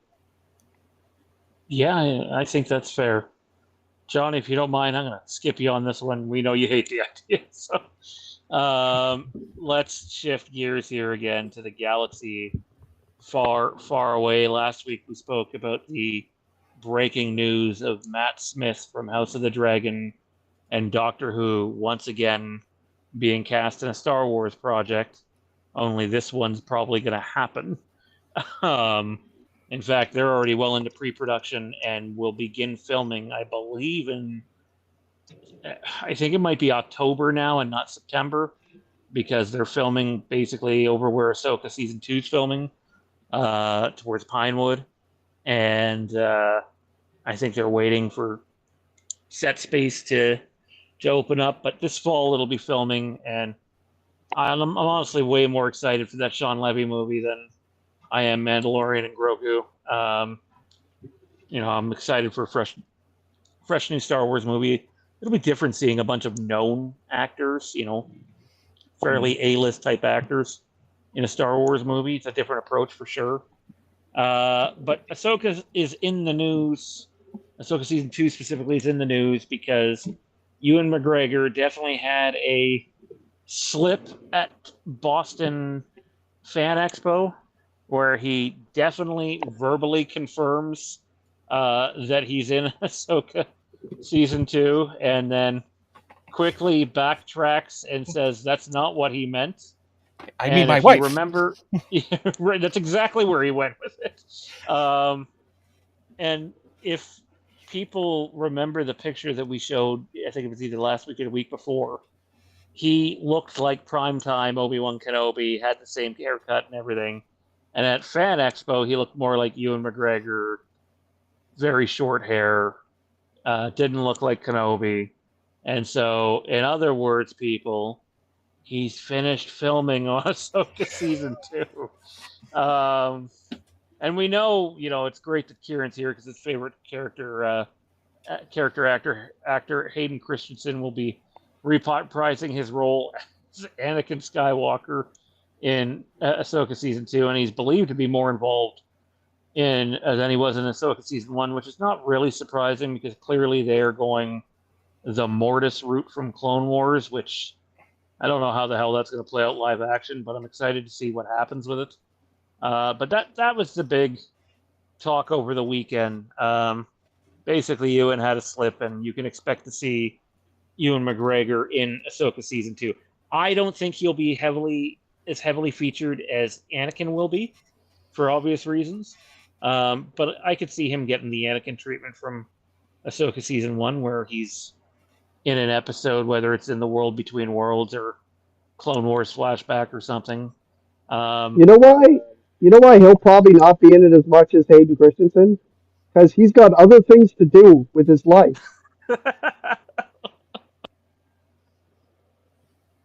Hayden's like, oh man, someone take care of the farm. I will go film. I have nothing else to do. Hey, he's done some great Monopoly commercials lately. And what's the other one? A phone app commercial. I was so happy to see him in a commercial where he belongs. So he would have fit in with Sweet Revenge, is what you're saying. Yeah, he could play Jason, I think. Put a mask over his face, no lines. I think he could do that. Oh man. Does this surprise you at all, Johnny, that it's all but officially confirmed that Obi-Wan Kenobi will be in Ahsoka season 2? And I'll throw this caveat in there. How would you like to see him? Would you prefer Clone Wars flashback, or would you rather see, post-death Obi-Wan? I think the only thing that surprised me about this is how epically Ewan fucked up. Like it was Tom Holland level bad. Oh yeah, it was really bad. So and like then he went on about loving his green wife in the show. It was hilarious seeing the things come out of it and what have you. And no, I'm not in any way am I surprised to find out he's back for this. As to how I'd like to see that sort of go about, I think a little bit of both. Some flashback would be fine because he does have the history with Ahsoka. He does have the history, within the arc. But I think for me, I'd like the opportunity to see, Anakin and Obi-Wan at peace with each other in the end, as Force Ghost. Because, we got the Force Ghost scene at the end of Jedi, but let's be honest, that's not it. They don't speak. Yeah, and we got the scene for book readers. We got the scene in Return of the Jedi from a certain point of view, where we find out how Anakin became the Ghost. So I think having the opportunity to see them, while they're at peace with each other, and while Obi-Wan has seen, Anakin redeem himself, and seen all of this, experienced all of this, to have that moment with the two of them just, being able to have a conversation with each other and, share a moment, I think would be good for the characters. And that's something I'd want to see. It doesn't necessarily have to be about anything more than that. So I don't expect a lot of Ewan in the season, but I think, like you said, Anakin Hayden in season 1 was only in 2 episodes? No, he was in 4 or 5 episodes, but he was only primarily he was only primarily featured in the one for the whole episode, but he has appearances in 4 or 5 of the 8 episodes. I didn't think it was that many. He was in 2 Much episodes. She said many. Quiet you. But I think it'll be more like that, even less so than that if he was in that many episodes. I don't remember him in that many episodes, but I guess we'll get a chance here in the next month to see exactly how many times he showed up and how often. But yeah, I see him sort of in that sort of role, a flashback here, maybe, I was going to say maybe not even with Ahsoka, but that wouldn't make sense because I don't think he ever really interacted with the Ghost crew. Honestly, though, if they're doing Mortis, which clearly they are by the end of season 1, I think there's a very possible chance they are fully physically involved. Because the second you start to do the Mortis stuff, you are crossing the line between life and death. You're blurring the lines between life and death. And are you talking about them going through that World Between Worlds channel world? Okay, well, okay. Right. Yeah, it was like a pyramid thing, and they had the 3 gods in the Clone Wars. Son, daughter, and father. You keep making me think about the Mortis arc, which is a little bit the same and different. But I see. I know what you mean. I forget what they called it. Is it World Between Worlds? Is that what it's called? Yeah. Whatever it is, it was dumb. Oh, most people regard that as the best arc in all of Clone Wars. Yeah. Oh yeah. Everybody loves Well, time travel and they didn't really portals play and with the world between worlds in the Clone Wars arc, did they?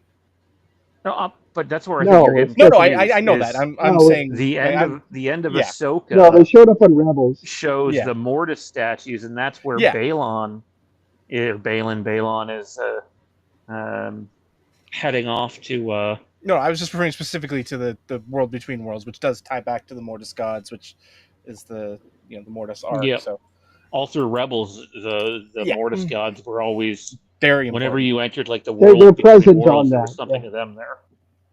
Sorry, you're confusing me a little bit. Like I was thinking about the Mortis arc, and I know that doesn't involve, but the Mortis gods are on the World Between Worlds Yeah. ruins or whatever you want to call them. Or, anyways, Yeah, go this is on. one of those cases. I don't really know exactly where it's going, other than we know Mortis is involved. We know that's Balon's endgame, and I just think when you do that, you have the ability to, once you see how Yoda interacted in The Last Jedi and how Anakin interacted in the World Between Worlds, like I think there's a chance you have Obi-Wan and Anakin actively with maybe not so much Sabine, but Ahsoka and Balin and whatever's The happening. direction is Oh completely my open God. ended. I mean, as far as that goes, I mean, you have Force Ghost Anakin, and then you see two of the three statues, right? Because the one was headless, so you couldn't. Yeah, one was headless. Yeah, Yeah, so like, If that happens, I'm giving this show like 0 Nemoidians out of 10. for the record, there is a Hayden rumor that if the Hayden Moidians out and of 10. I just caught that. if both of those guys just show up and they're just cool in their prime form, hanging out with Ahsoka, I'm gonna be beyond pissed. just sipping blue milk in the world between It's worlds. just gonna be just one of those things where like, hey, you like these characters? We'll find a dumb way to insert them. And you know what? Just go on without me. I'm putting myself on mute for 5 minutes. Well, interestingly enough, it would appear as if, again, rumor. I wish I could say it was coming from one of the main places that are tangibly, correct when it comes to Star Wars stuff, but it's not.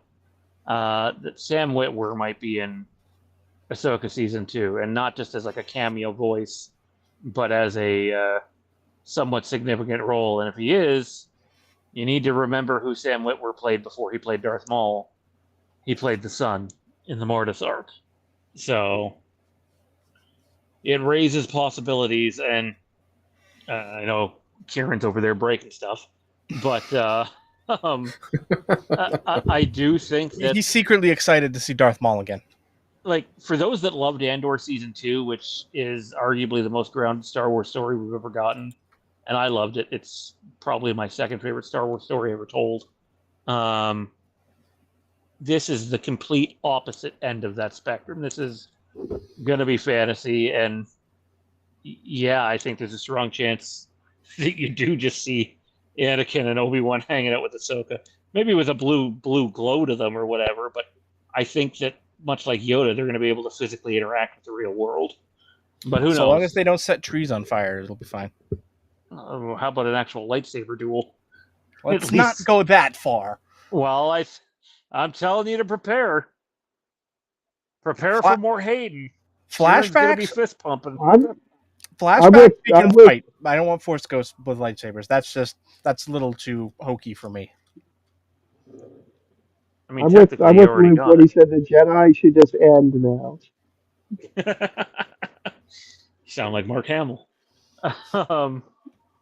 Kieran, I guess follow it up, man. Like I'm assuming you've seen Ahsoka season 1. I believe you did anyway. I have, yes. It was a middle ground show for me. It was some good, some bad. You know, they did a lot of their forcing characters that people like into the whatever and having just cool looking characters, but they also Balin was awesome and the story was pretty good. Like I thought they did a good job with Ezra. Like there was good and bad, you know. if you can accept that Star Wars is supposed to be fun, then normally you're going to have a good time. I feel like that's the easiest way to go about Star Wars. If you can just accept that you want to have fun and see, you know, and be a kid again, you're probably going to have fun watching most Star Wars. And if things catch you, like some things do me, like Hayden Christensen, then you might not enjoy that stuff. So I don't know. So yeah, I'm excited for Ahsoka season 2. I think it'll be fine. I think it'll be fun. I did. I've liked pretty much every Star Wars show they put out so far. In a way, like you know, I don't think there's any of them that I completely just hated. So yeah, And I don't know if I hated any of them altogether, but I thought some of them fell short. Like, thought Acolyte had potential, and my expectations were through the roof. And that's probably a me thing where it just didn't live up to it, and forced cameos in the last episode to try to force a season 2 probably didn't help their sake any. But yeah. Well, Forrest cameos are all of Star Wars. Disney That's 101, baby. like that's all of Star Wars, like ever. All right, Randy, give it to me, baby. Tell me about how your Mortis juices are flowing. What do you want? What? That's quite the intro there. So it would make sense to have Obi-Wan, Anakin, and Ahsoka together, if it's especially if they're leading towards the Mortis arc, because since they were so integral in the Clone Wars Mortis arc. So it does make sense of bringing Obi-Wan back and having them journey. But we also know that at the end of Ahsoka season 1, you get an inkling that Sabine saw Anakin's Force ghost. So there could be that sort of training as well. That would another reason to have Anakin around more is she sees him and he's helping her train when Ahsoka's not available. Or I don't know what they're really going to go for with that. Obviously, the main thing here is me stopping Balin from essentially ending the Force, because that's kind of what his mission is to go back to the beginning and end it. And that whole thing that he was talking about in season 1 is basically going back and ending the Mortis gods so that the Force doesn't exist. At least that was my interpretation of it. So we'll see when season 2 hits. But I do think we're also going to get flashbacks. I do think we're going to get some of those flashbacks with Clone Wars. I also think that we might actually get a live action flashbacks to the Mortis arc, like things that happened between the three while they were trapped in that little interdimensional rift in space and time that the father created when they flew through that area. So it's going to be interesting to see really kind of how they kind of put it all together. I am pretty excited just for the idea that, Filoni always kind of tries to live by the George Lucas way of Star Wars, of having that mysticism there and using being very force heavy with storytelling. So really, I think we're gonna see something really interesting, really unique in the sense of our first look into, maybe we get to discover how the Force was created, because Filoni likes to give us that sort of stuff. So I'm really just jazzed to see that Ewan messed up and that he pretty much all but confirmed that he's going to be there. But yeah, and I know the Sam Witwer rumor would be nice. I wish it would have been more of a reputable source that kind of threw that rumor out there. But it's kind of nice to think about that there's always that potential to have him come back to reprise the role of the son. But other than that, I can't wait till we get to see some of the first images, other than, obviously the photos they've released of Balin, and Rory looks amazing as Balin. I think he's going to really do that, give that role justice and do it proud. But yeah, I can't wait. I want, like I said, I want to see those first first images. I want to see that first teaser. I just want to get an overall feeling of what we're going to see. And it's just great to know that we're going to get essentially their big three back together from Clone Wars. Yeah, other than the legendary Hayden Christensen, Jade's laughing. She knows I'm poking the bear. Other than Hayden, honestly, even more than Hayden, I haven't watched Ahsoka season 2 since it basically came out. I think I rewatched the first couple episodes from it again, but other than that, I've not watched it start to finish since it came out. I'm really excited to start doing that as of next week with everybody and doing watch parties together. But from what I remember of that series, is like Ray Stevenson was probably my favorite part of that show. Ray Stevenson was awesome as Balin. That intro scene with him really set the tone of the show. Obviously, I love Rory McCann as the Hound in Game of Thrones. He's fantastic. I think they've made him look about as close to Balin as they can get. I love the story behind it, how Rory was really close with Ray and his wife. There's obviously some off-screen stuff there to add to it, but I'm excited for it. I am, but I do think anyone hoping for this thing to even be a little bit grounded is going to be sorely disappointed at the direction of this next season. And it remains to be seen where it all goes. But Dave Filoni's movie is supposed to follow up The Mandalorian and Grogu, not the year after. Filoni's movie might not come till like 2028, 2029. But it's supposed to be a follow-up to The Mandalorian and Grogu and a follow-up to Ahsoka Season 2. So I don't think we're going to get some sort of like final conclusion in Season 2. I also don't think they'll greenlight a Season 3 with the way Disney Plus has gone. I think this is only really being made because they needed it to come out before the Filoni movie. So I'm excited to see Thrawn. I'm excited that there's a new costume designer because I thought the costume design in season 1 was pretty bad compared to the other Star Wars shows. I'm just excited for it as a whole. Johnny, you had your take, right? All right. Let's. I can only see on my phone now. My laptop died, so I think you were nodding your head. Yes. I don't know. You're like the size of my pinky, man. All right. Let's shift gears to our final topic tonight. Wrestling. We're gonna do this kind of in random order because Johnny has not seen the Karrion Kross documentary. Have you, Kieran? There's a Karrion Kross documentary? Yeah, there is. Okay, so we'll. I think that just answered your Why? question.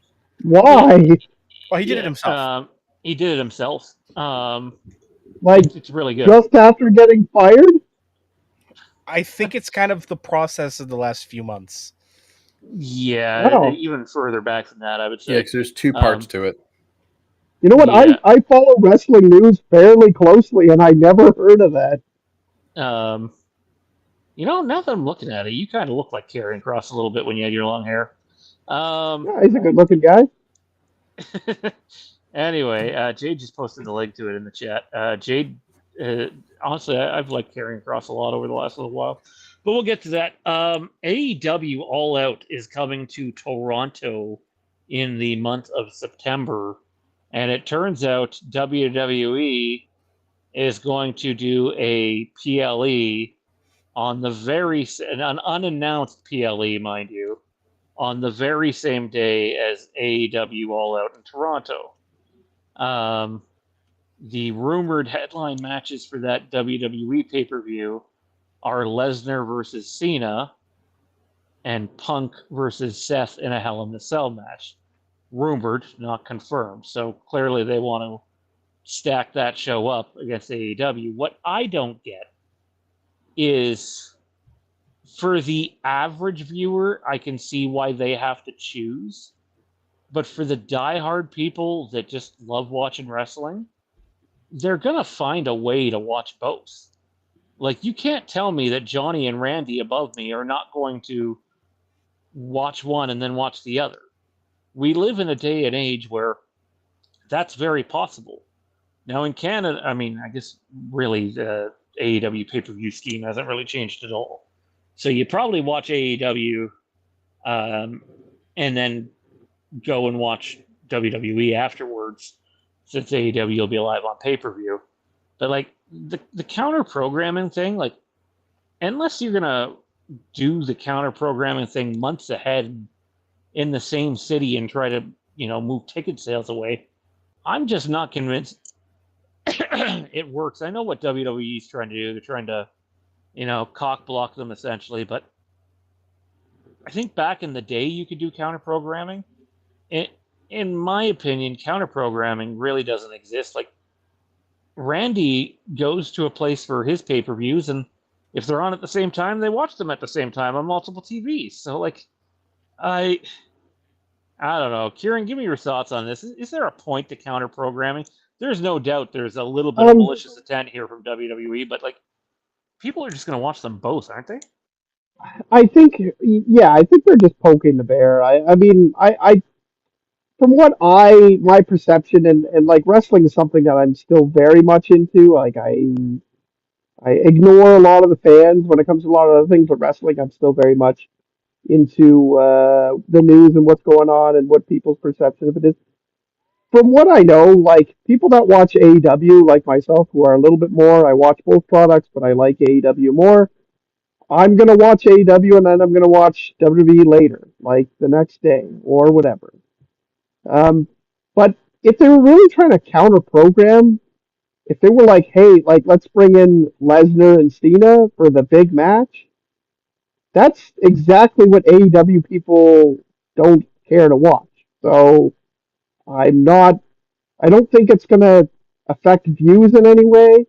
I think WWE are smart enough to know that I don't think it's really going to take away from AEW pay-per-view numbers because people who love AEW enough to pay the money to watch it on pay-per-view are probably not people who are going to pick WWE over AEW when they watch.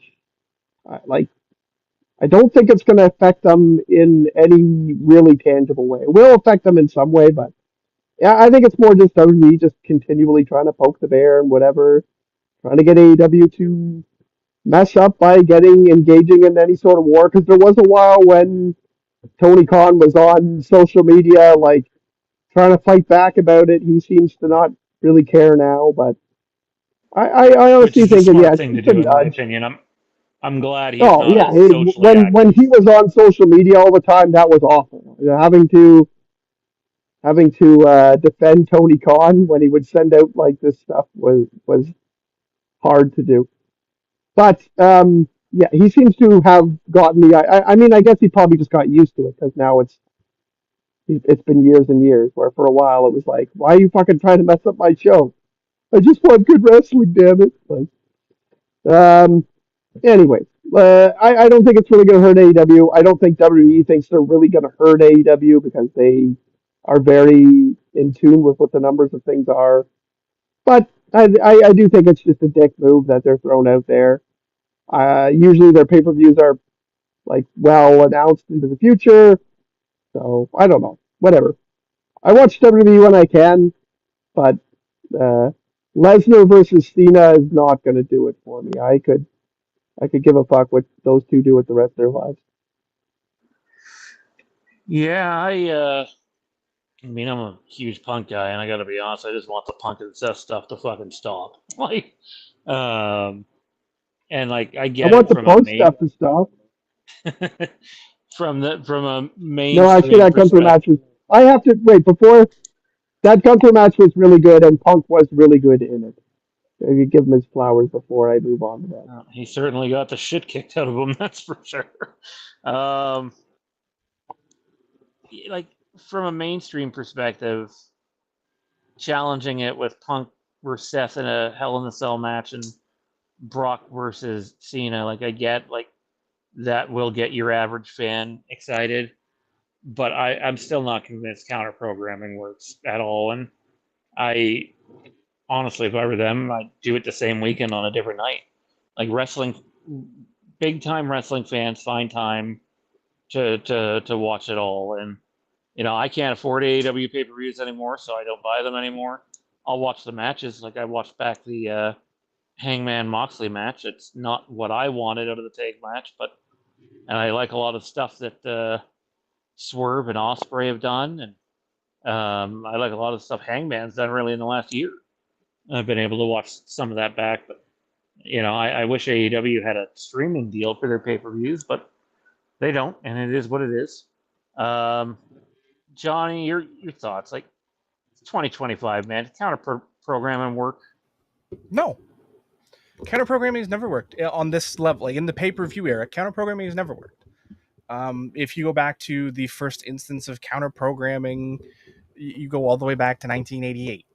That was the first time counter programming was a thing. WrestleMania 4 with the first Clash of the Champions. WCW put that on TBS. And then Survivor Series went up against Starrcade. And it prompted the first time that somebody told Vince McMahon to go fuck himself. And it was the pay-per-view cable providers who said, do this again, and you're not on our networks anymore because we can't have you both on the same night. And it worked. For 20 years, the two companies coexisted in a scheduling matrix where you could have your WCW pay-per-view one weekend and your WWE pay-per-view the next weekend, or, middle of the week or whatever. Because back then pay-per-views were crazy and they were on Mondays and Tuesdays and Thursdays, weekdays. Like, I look back on that and go, how was that a thing that ever happened? But how many in your houses were like during the week? Man, I just seen this ad the other day, sort of go off topic. I didn't know this, but In Your House had a video game on Sega Saturn, which you is did not essentially know just about the In Your House game? No, I didn't. Oh my God. Essentially, How it's just did a you- fucking WrestleMania arcade game. How do you not remember that? It's, That was a it's the big arcade deal. game sequel, yeah. It's great. That was on like Got all of the Gold Dust? I remember Got distinctly Ahmed you Johnson? having Ahmed Johnson, Ultimate Warrior, Triple H. Yeah. You had Coliseum tapes that hyped that game. Yeah, Because I don't know, remember man. seeing them on the cases for In Your House. I have no recollection of this whatsoever. So I was like, on- wait, is this on a real it was on thing? I need to PlayStation. YouTube if there's footage of this. And It was on sure I enough, PlayStation. actually have a copy of that there's game. a I Sega forgot. Saturn version. I have this game. Yeah, I have the PlayStation 1 I wish I version. did, because I didn't get a PlayStation until years later.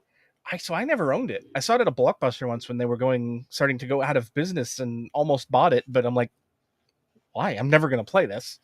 But like, it's, it doesn't work. It doesn't work for anyone. It's counterproductive, because in an era where the most important things are clicks and likes and views, you're splitting the Twitter market. And, I don't know the numbers offhand, but it certainly skewers the numbers in a, I don't imagine, good way. I mean, could it be sort of an iron sharpening iron thing, like the Monday Night War? The Monday Night Wars is the only example of counter programming working, because that was iron sharpening iron. And that's not where we are. It serves no purpose to counter program pay-per-views in 2025, because you're exactly right.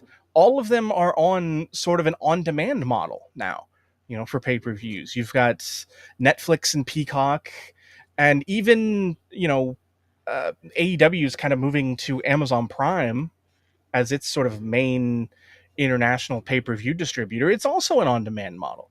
Like, you still get the unlimited replays there that you get, which was one of the big reasons I switched to Fight and Triller when, back in like 2020, because you had the unlimited replays, which was it's a huge deal for me. Like, I can go back and watch the pay-per-views from 2021 if I want right now. Like, I have Double or Nothing 2021 on my TV because I was watching it yesterday. Like, going back and rewatching these things. That's why I don't hate the AEW model pay-per-views, because you do keep them. Like, that's the important thing, is having that maintained access to it. So like, spending, $50 on it, I don't like the cost. I hate it. Like, I'd much rather it be on Triller TV, where I'm already paying my cost per year, or, Netflix or Prime or whatever. But it serves no purpose to anyone. You're putting on these big matches that aren't going to get the moment. Like, it sucks. It sucks as a viewer. It sucks as a fan. And I hate it. I hate that I'm going to have to pick and choose between those two events at the same time. Like, for the most part, they've done a pretty, at least half decent job in counter programming that they hadn't really counter programmed pay-per-view versus pay-per-view. This is the first time they're going, big event versus big event. They've counter programmed with NXT events and Saturday night's main event and things like that. And I don't inherently hate that, Speaking of which, I don't think we mentioned this part, but it's not officially announced yet, but it's believed it'll be Bad Blood. Bad Blood in Indianapolis. That's the rumor right now. So, which definitely adds to the rumor of the Hell in a Cell match too. Absolutely. If it's Bad Blood, there's Hell in a Cell. If it's not, it's something else. But it serves no purpose to anyone at the end of the day. It's not beneficial to anyone. Like, you're going to have the people, the audience isn't going to change. Like, you're not counter programming in sort of geographically close markets because one's in Indianapolis, Indiana, and the other one's in fucking Toronto, Ontario. Like, you're in different countries, for God's sakes. The audience, like the in-arena audience, isn't going to be a problem, except for the WWE and their massive prices might have a problem selling out a full arena in a month. What are you talking about, man? They couldn't even find a seat for Brett on the weekend. Oh, the guy who everybody should model their wrestling moves after. I'm not going there. That's fucking ridiculous. By the way, apparently they didn't have seats for other people too. Why would they give seats to Brett? I'm sorry. First of all, why not put them up in a damn luxury box? I know we could go on this for an hour, but maybe that wasn't good enough for Brett. What they should do is just continue to forget that Bret Hart exists right now. Whoa. He's nothing but bad news for, the way that he's talking right now, he's just going down the Hogan route right now anyways. Let's not go there. He's going to start. Damn. He's just going to start a sex tape coming out and dropping the N-word nonstop. No, I don't mean that. I mean he's like, I'm the best wrestler that ever existed. Everyone should follow me. I'm so great. Everything I did was great. Blah blah blah. And then you hear him retell some of the stories about interacting with, I just heard an interview of him talking about the SummerSlam whole thing with Hogan, and he just adds a whole bunch of details he's never told before. They're probably all just him making more stuff up. He probably just is going senile now. I'm pretty sure that's what's happening, because you hear him tell old stories now, and there's added details. You're like, why didn't you say that before when you were talking about it? In your 10 years ago interview about what happened in SummerSlam. Speaking of Brett, before Johnny finishes his point, I just showed Zachary the In Your House match against Bulldog, which is actually a really good match. Yeah, In Your House match. The SummerSlam? Nope. You're talking about SummerSlam? Nope. Brett versus Bulldog In Your House. It's a rematch, if you will, a couple years later from the SummerSlam match. Okay. And it's how I think I watched that recently, actually. I'm trying to remember which one it would have been. Yeah, it was a good one. Jim Cornette's the manager.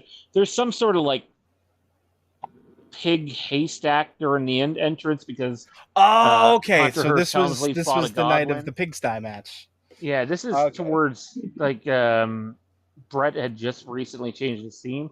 This is before the Iron Man match. Yeah, I was gonna say this would have been early '96. Actually, I think. So. Yeah. February 96. No, I think it was 95. I could be wrong.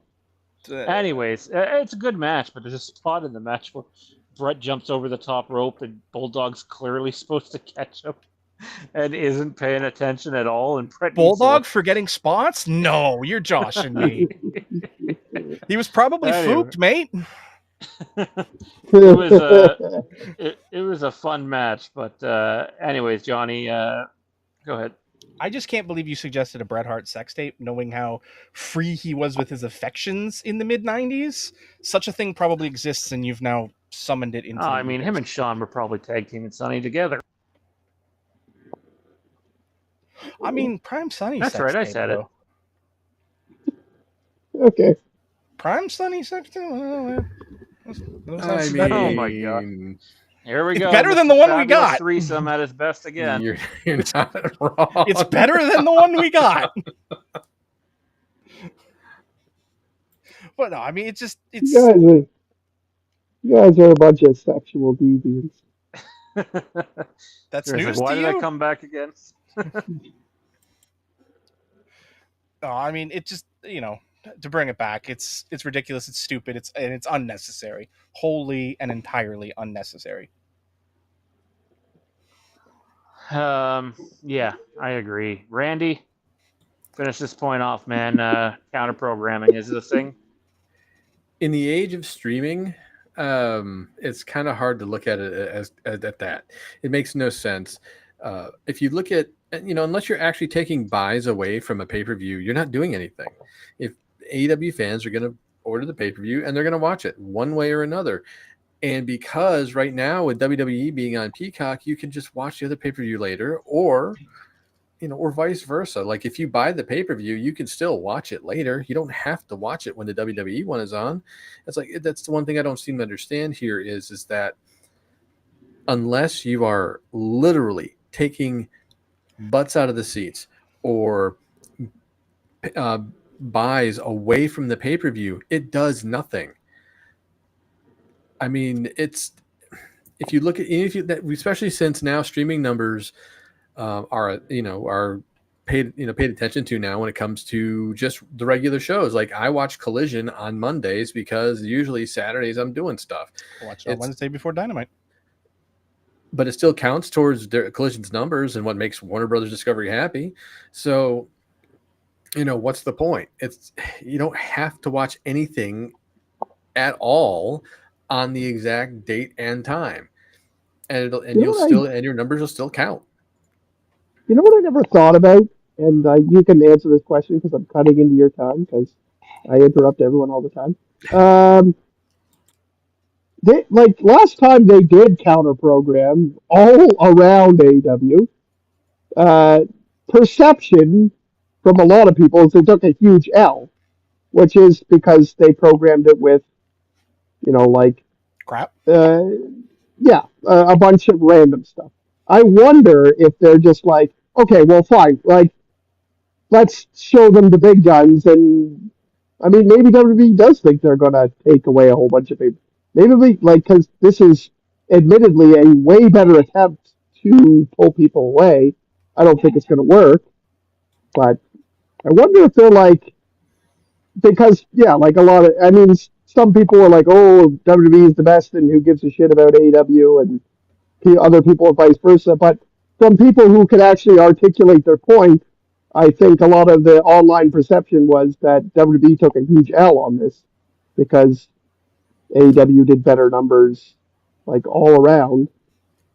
I wonder if they're like, hey, instead of Goldberg versus Gunther and Evolution and an NXT pay-per-view that really didn't have much going, like we'll give them all of our biggest stars and see what happens.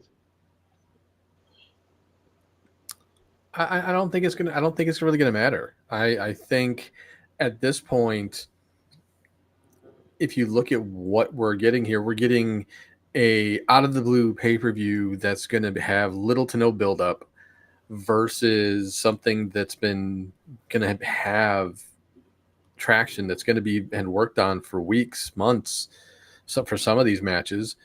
And I just it also, I mean, makes WWE look petty. I mean, to me, it's not that I'm not going to watch it, but it's like it's like, really, you didn't work last time. It's not going to work this time.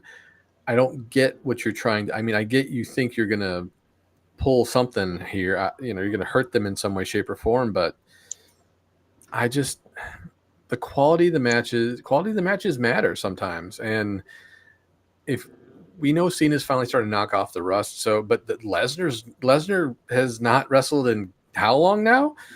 You think? I mean, and granted, yes, he's pretty much just nothing but a bulldozer and just hits a few moves, and that's usually about it. But it's just the idea that there's still ring rust. There's no guarantees. Lesnar hasn't just been sitting on his farm this entire time doing what Lesnar does on a farm, other than Sable. Like, what I don't get is, first of all, I think Lesnar's just a, Got to be a you lot of know, jokes about what Leslie does on a farm right now. But I'll par- let pardon, everybody's imagination come up with their own show. um, I don't know. Sable today might not be far off of sunny today. So from the last picture I saw, It's actually worse somehow. yeah, Oh I was God. like, wait, that's not Sable. No way. Sure enough, Oh god. yeah. Kudos to Brock. Clearly But it's love. right. Um, oh, or he doesn't want to lose half of everything. Uh, um, but you know what? First of all, I trust Brock to do it. If they book Brock properly and let him actually wrestle and not be here's 20 German suplexes, I'm firmly convinced that guy can show up and basically do anything. He's a monster of an athlete. Um, I still stand by he shouldn't be there. As long as that Janelle Grant shit's going on, he should not be there. But that's just me. What I don't get is, you know, quality of matches or not, the WWE PLE is going to pull in 4 or 5 times the numbers that an AEW pay per view is. That's just fact. Like, are you hoping that AEW does less numbers? Like, you already know in terms of general audience and reachability that you're going to do way more than AEW. So, what's the point of doing it? Like, AEW is still going to get their pay per view buys for people that want to see it. And you, in every country in the world except for America, can watch the PLEs on Netflix as part of your Netflix description or prescription. Pardon me. Um, Subscription. Bloody hell. Um, Getting tired. Give me a break. Um, I just I don't see the game here at all unless they firmly believe that them doing this, like, yeah, they'll have more social reach on social media too, but like AEW is still going to do basically what they've done the last couple of years in terms of their pay-per-views. Like, I see no added benefit of this whatsoever.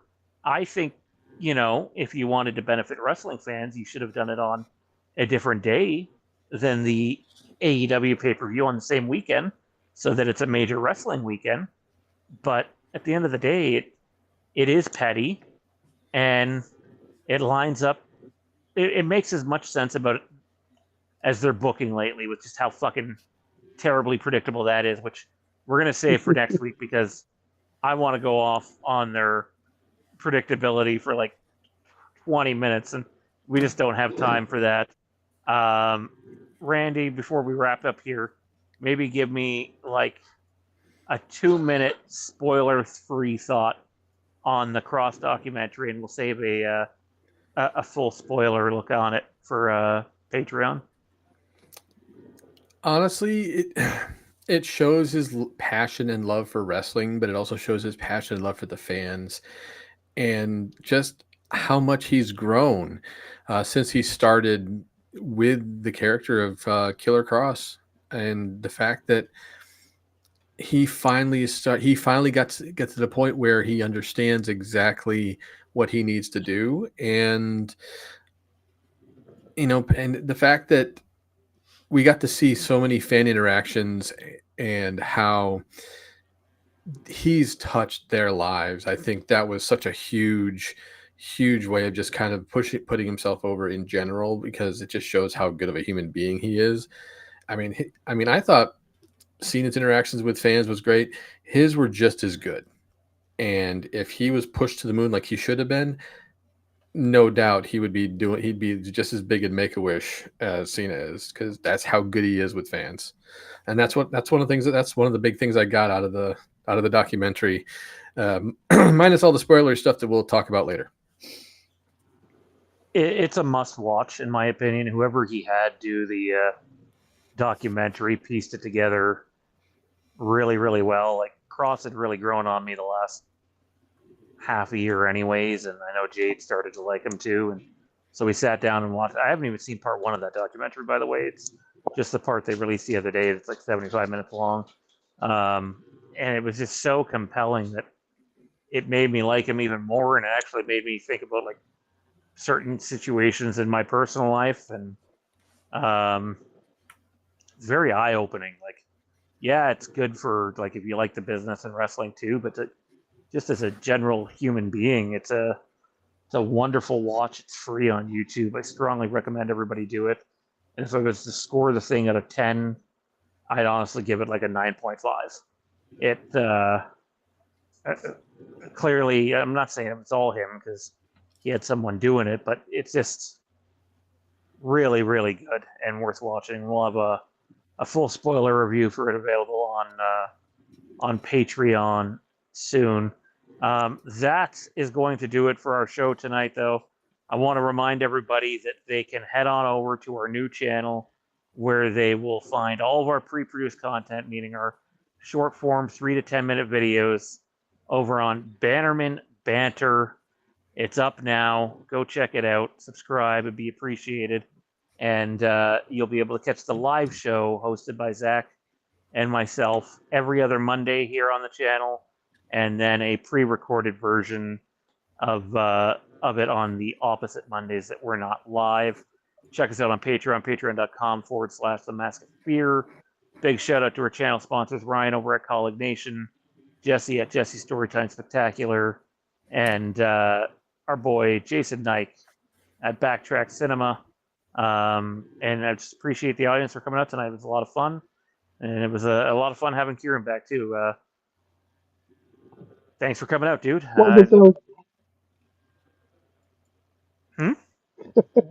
Nothing. I said, was it though?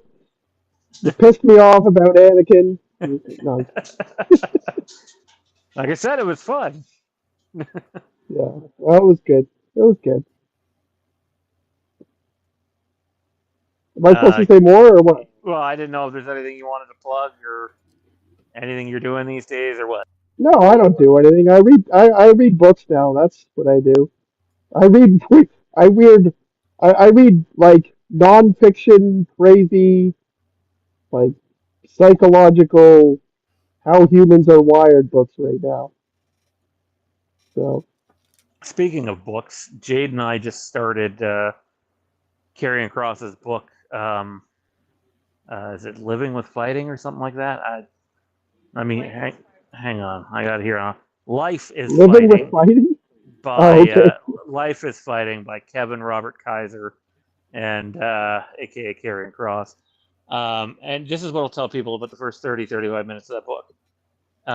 If you like mixed martial arts and kung fu and bare knuckle fighting and a ton of Batman references, you'll probably like the first half an hour of this book.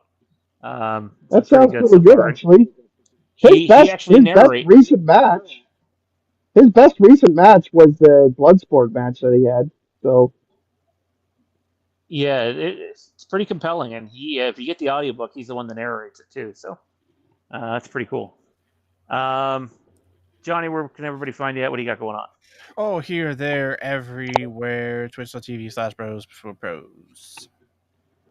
Randy, I know you're going you to haven't changed that tag at all, eh? Nope. You still do it the same way you did like a year ago. Or 5 years he's ago. dying for bros before hoes. He knows he is.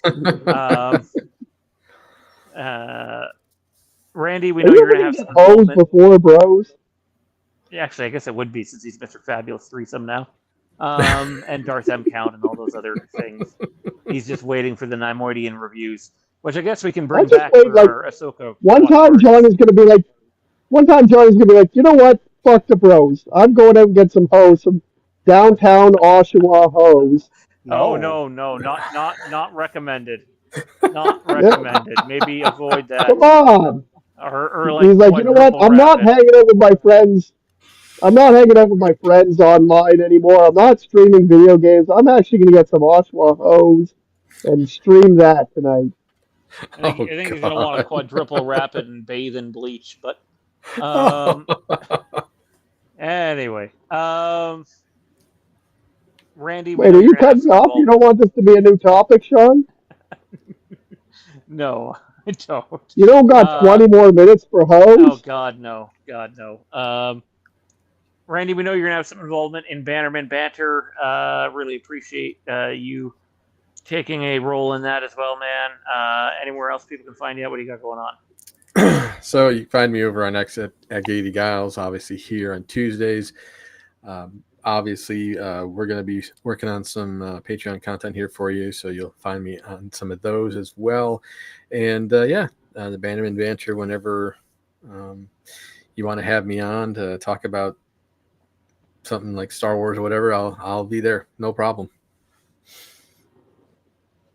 Sounds good, dude. And Kieran also wanted me to plug his new Facebook group, Hayden for Life, brother. You can check that out now. And that's going to do it for us. Don't forget to like, comment, subscribe, all that good shit. Have a great week, everybody.